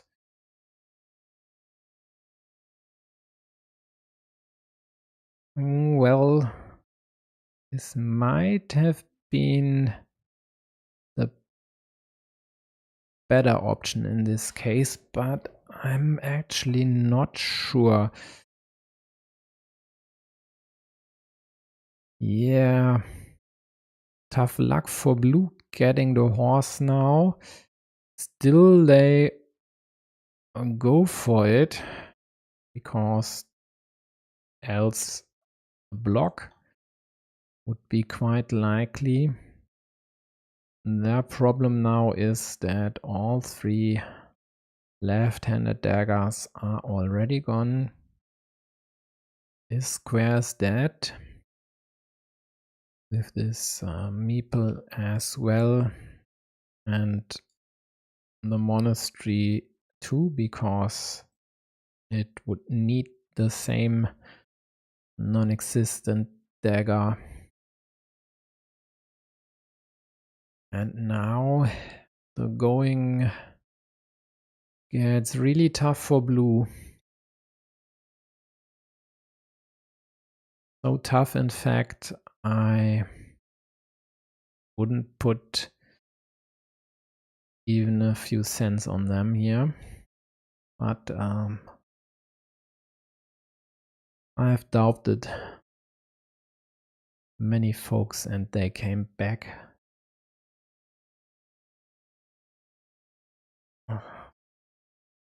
Ooh, accounting time. Blue's dead features a score at 15 points, and their fields are worth measly 3 points each. City at the bottom is worth 1 point. Yellow has a 0-point farmer up top, 6 points for their city. There are 9 points on the field on the right side. Blue extends 1 field, yellow snatches a city cap and has a 3-point field at the bottom plus a 16-point scoreboard lead. And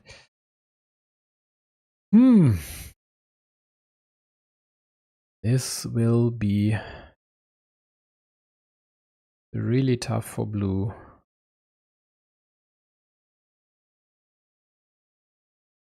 So well, that's the best hope would be to snatch, for example, a road monastery right now, then take a 4-point road, but not if you attack this field here right now. That's with 18 tiles remaining, maybe a bit prematurely,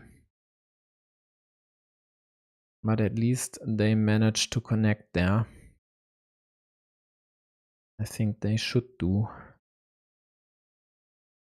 Likely just considering whether to meeple the loop road or leaving it empty. Yeah. And yellow polishes these 2 points off there. Tarkanov now quite likely. Well, he could also go here and then hope to get an 8-point, maybe 9-point monastery later on. But if they'd go here, I don't see yellow doing anything about this square. And adding 2 monasteries here, of course, would also take away 3 points from blue. And therefore they opt to take this up top, but I don't think that actually helps them a lot. But it's still close.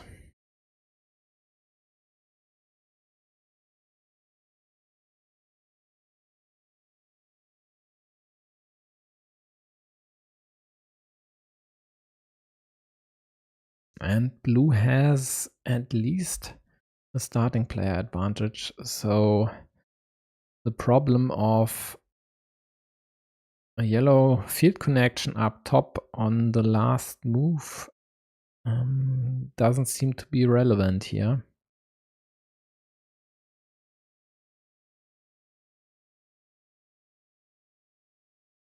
Is there still a vanilla out there? Looks like it. Then this was quite a nice find by blue. Actually a great one.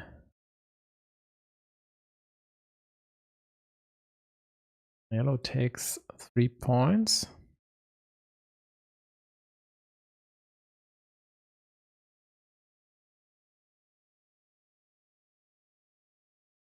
Yeah, all those monasteries aren't helping blue. They need the vanilla cap. This would score 10 points, at least right now, because these two fields are separated, and putting the vanilla here would score for both of them.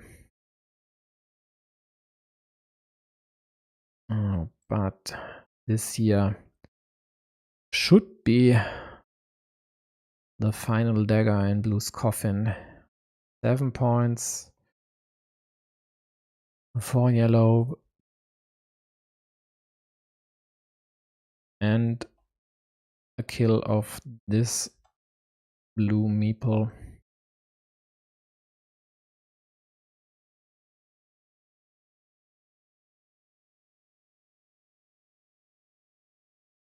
And with this then, Poland wins their match versus RCP. Not exactly totally unexpected, but at least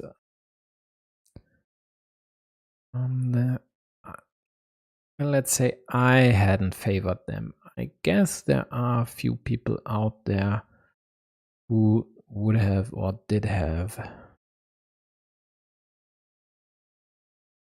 And either way, this definitely isn't a huge upset.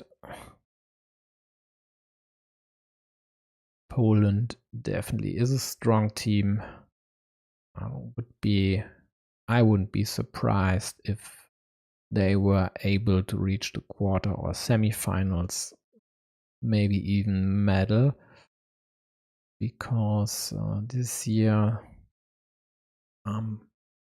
the usually strongest team, Japan, well, it lacks a bit of oomph.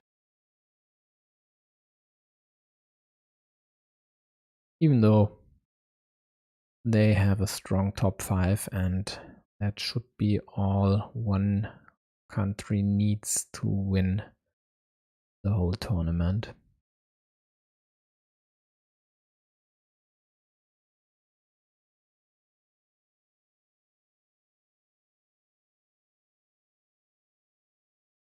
With no Dorito left, going here doesn't really do anything for yellow. I think with 5+ minutes on their clock, they are just counting and counting again whether blue could still attack on the right side, and if that would help blue, or if they should attack here or need to. But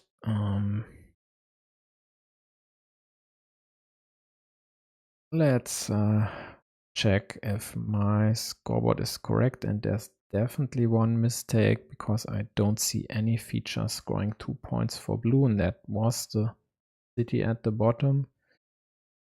So field for 6, 3-point road, 9-point field. That's tied. Let's add them next to each other. And a 6-point ruin up top.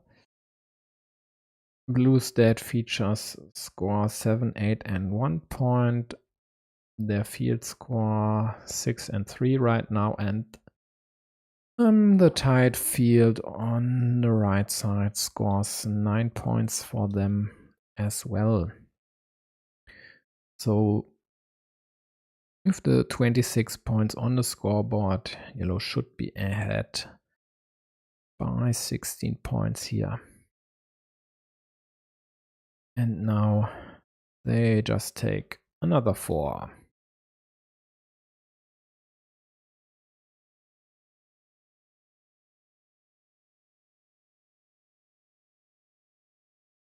Blue gets a curve, can't really do anything with it.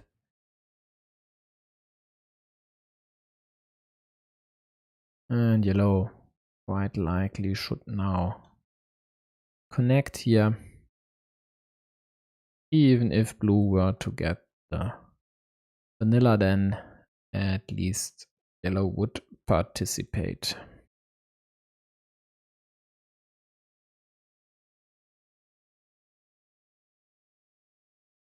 Blue doesn't get it now. We'll just dump the extender somewhere. And yellow even gets the vanilla.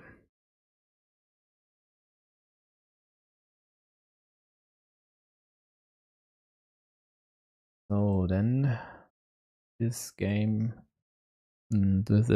this duel, and the match is over. And Poland manages to win this one 3-2 versus a strong RCP team. 4 games needed a decider here. And that speaks volumes for the strength of both these squads. Close match after all, and I guess even though UI Scooty won their duel 2-0 versus someone, you know, this one should have been close as well. At least the score of the second game, which was only 3 points in favor of the Pole, indicates as much. And even the first one, 14 points. Well, this just as easily could have been a 50-50 missed field connection or something like that. So close games and match overall. The Poles take this one. Let's just refresh this last time with 3-2, and what is it? 8 duels, no, 8 games to 6.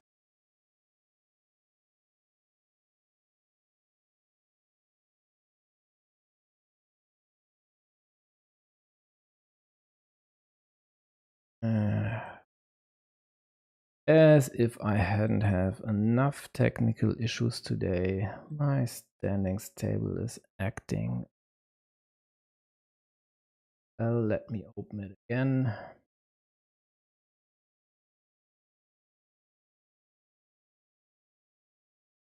Work. So 8-6 in Poland's favor. Now let's switch to the standings. Should be the bottom. No, that's the wrong one.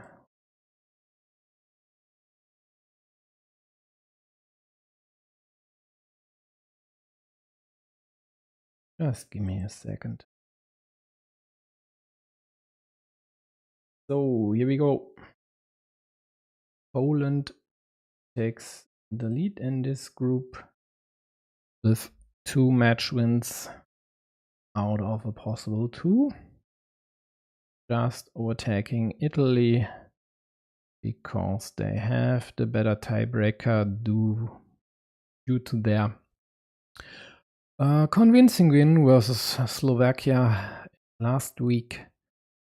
And Italy, as I hinted at, was able to beat Germany, but only closely. And then next week's match between Italy and Poland will be an interesting one. If the Italians would manage to win this, this would almost guarantee them playoff spot in this group. But I'd say Poland would take them down. And then we'll see. In week 4, RCP should be able to beat Italy, and then it's the clash between Germany and Poland. And if the Germans want to qualify for the playoffs, and I can assure you they do, they still do, they definitely, after today's result here, will need to win versus Poland. And if they don't, well, they would need to hope for others to play in their favor. But we'll see about that. For now, I think this covers all the action of this week. Let's actually check if I have another tab open. I don't have. Let's just open a WTCOC tab. Yeah, this is it. And I think there is already one game scheduled for next week, and that was Latvia versus Belgium. This should be Group G. Yep, here we go. May the 8th, 1910 UTC.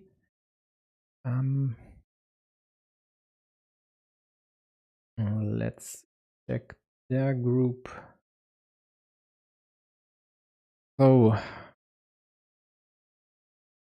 Belgium, after their loss to Taiwan in week 1,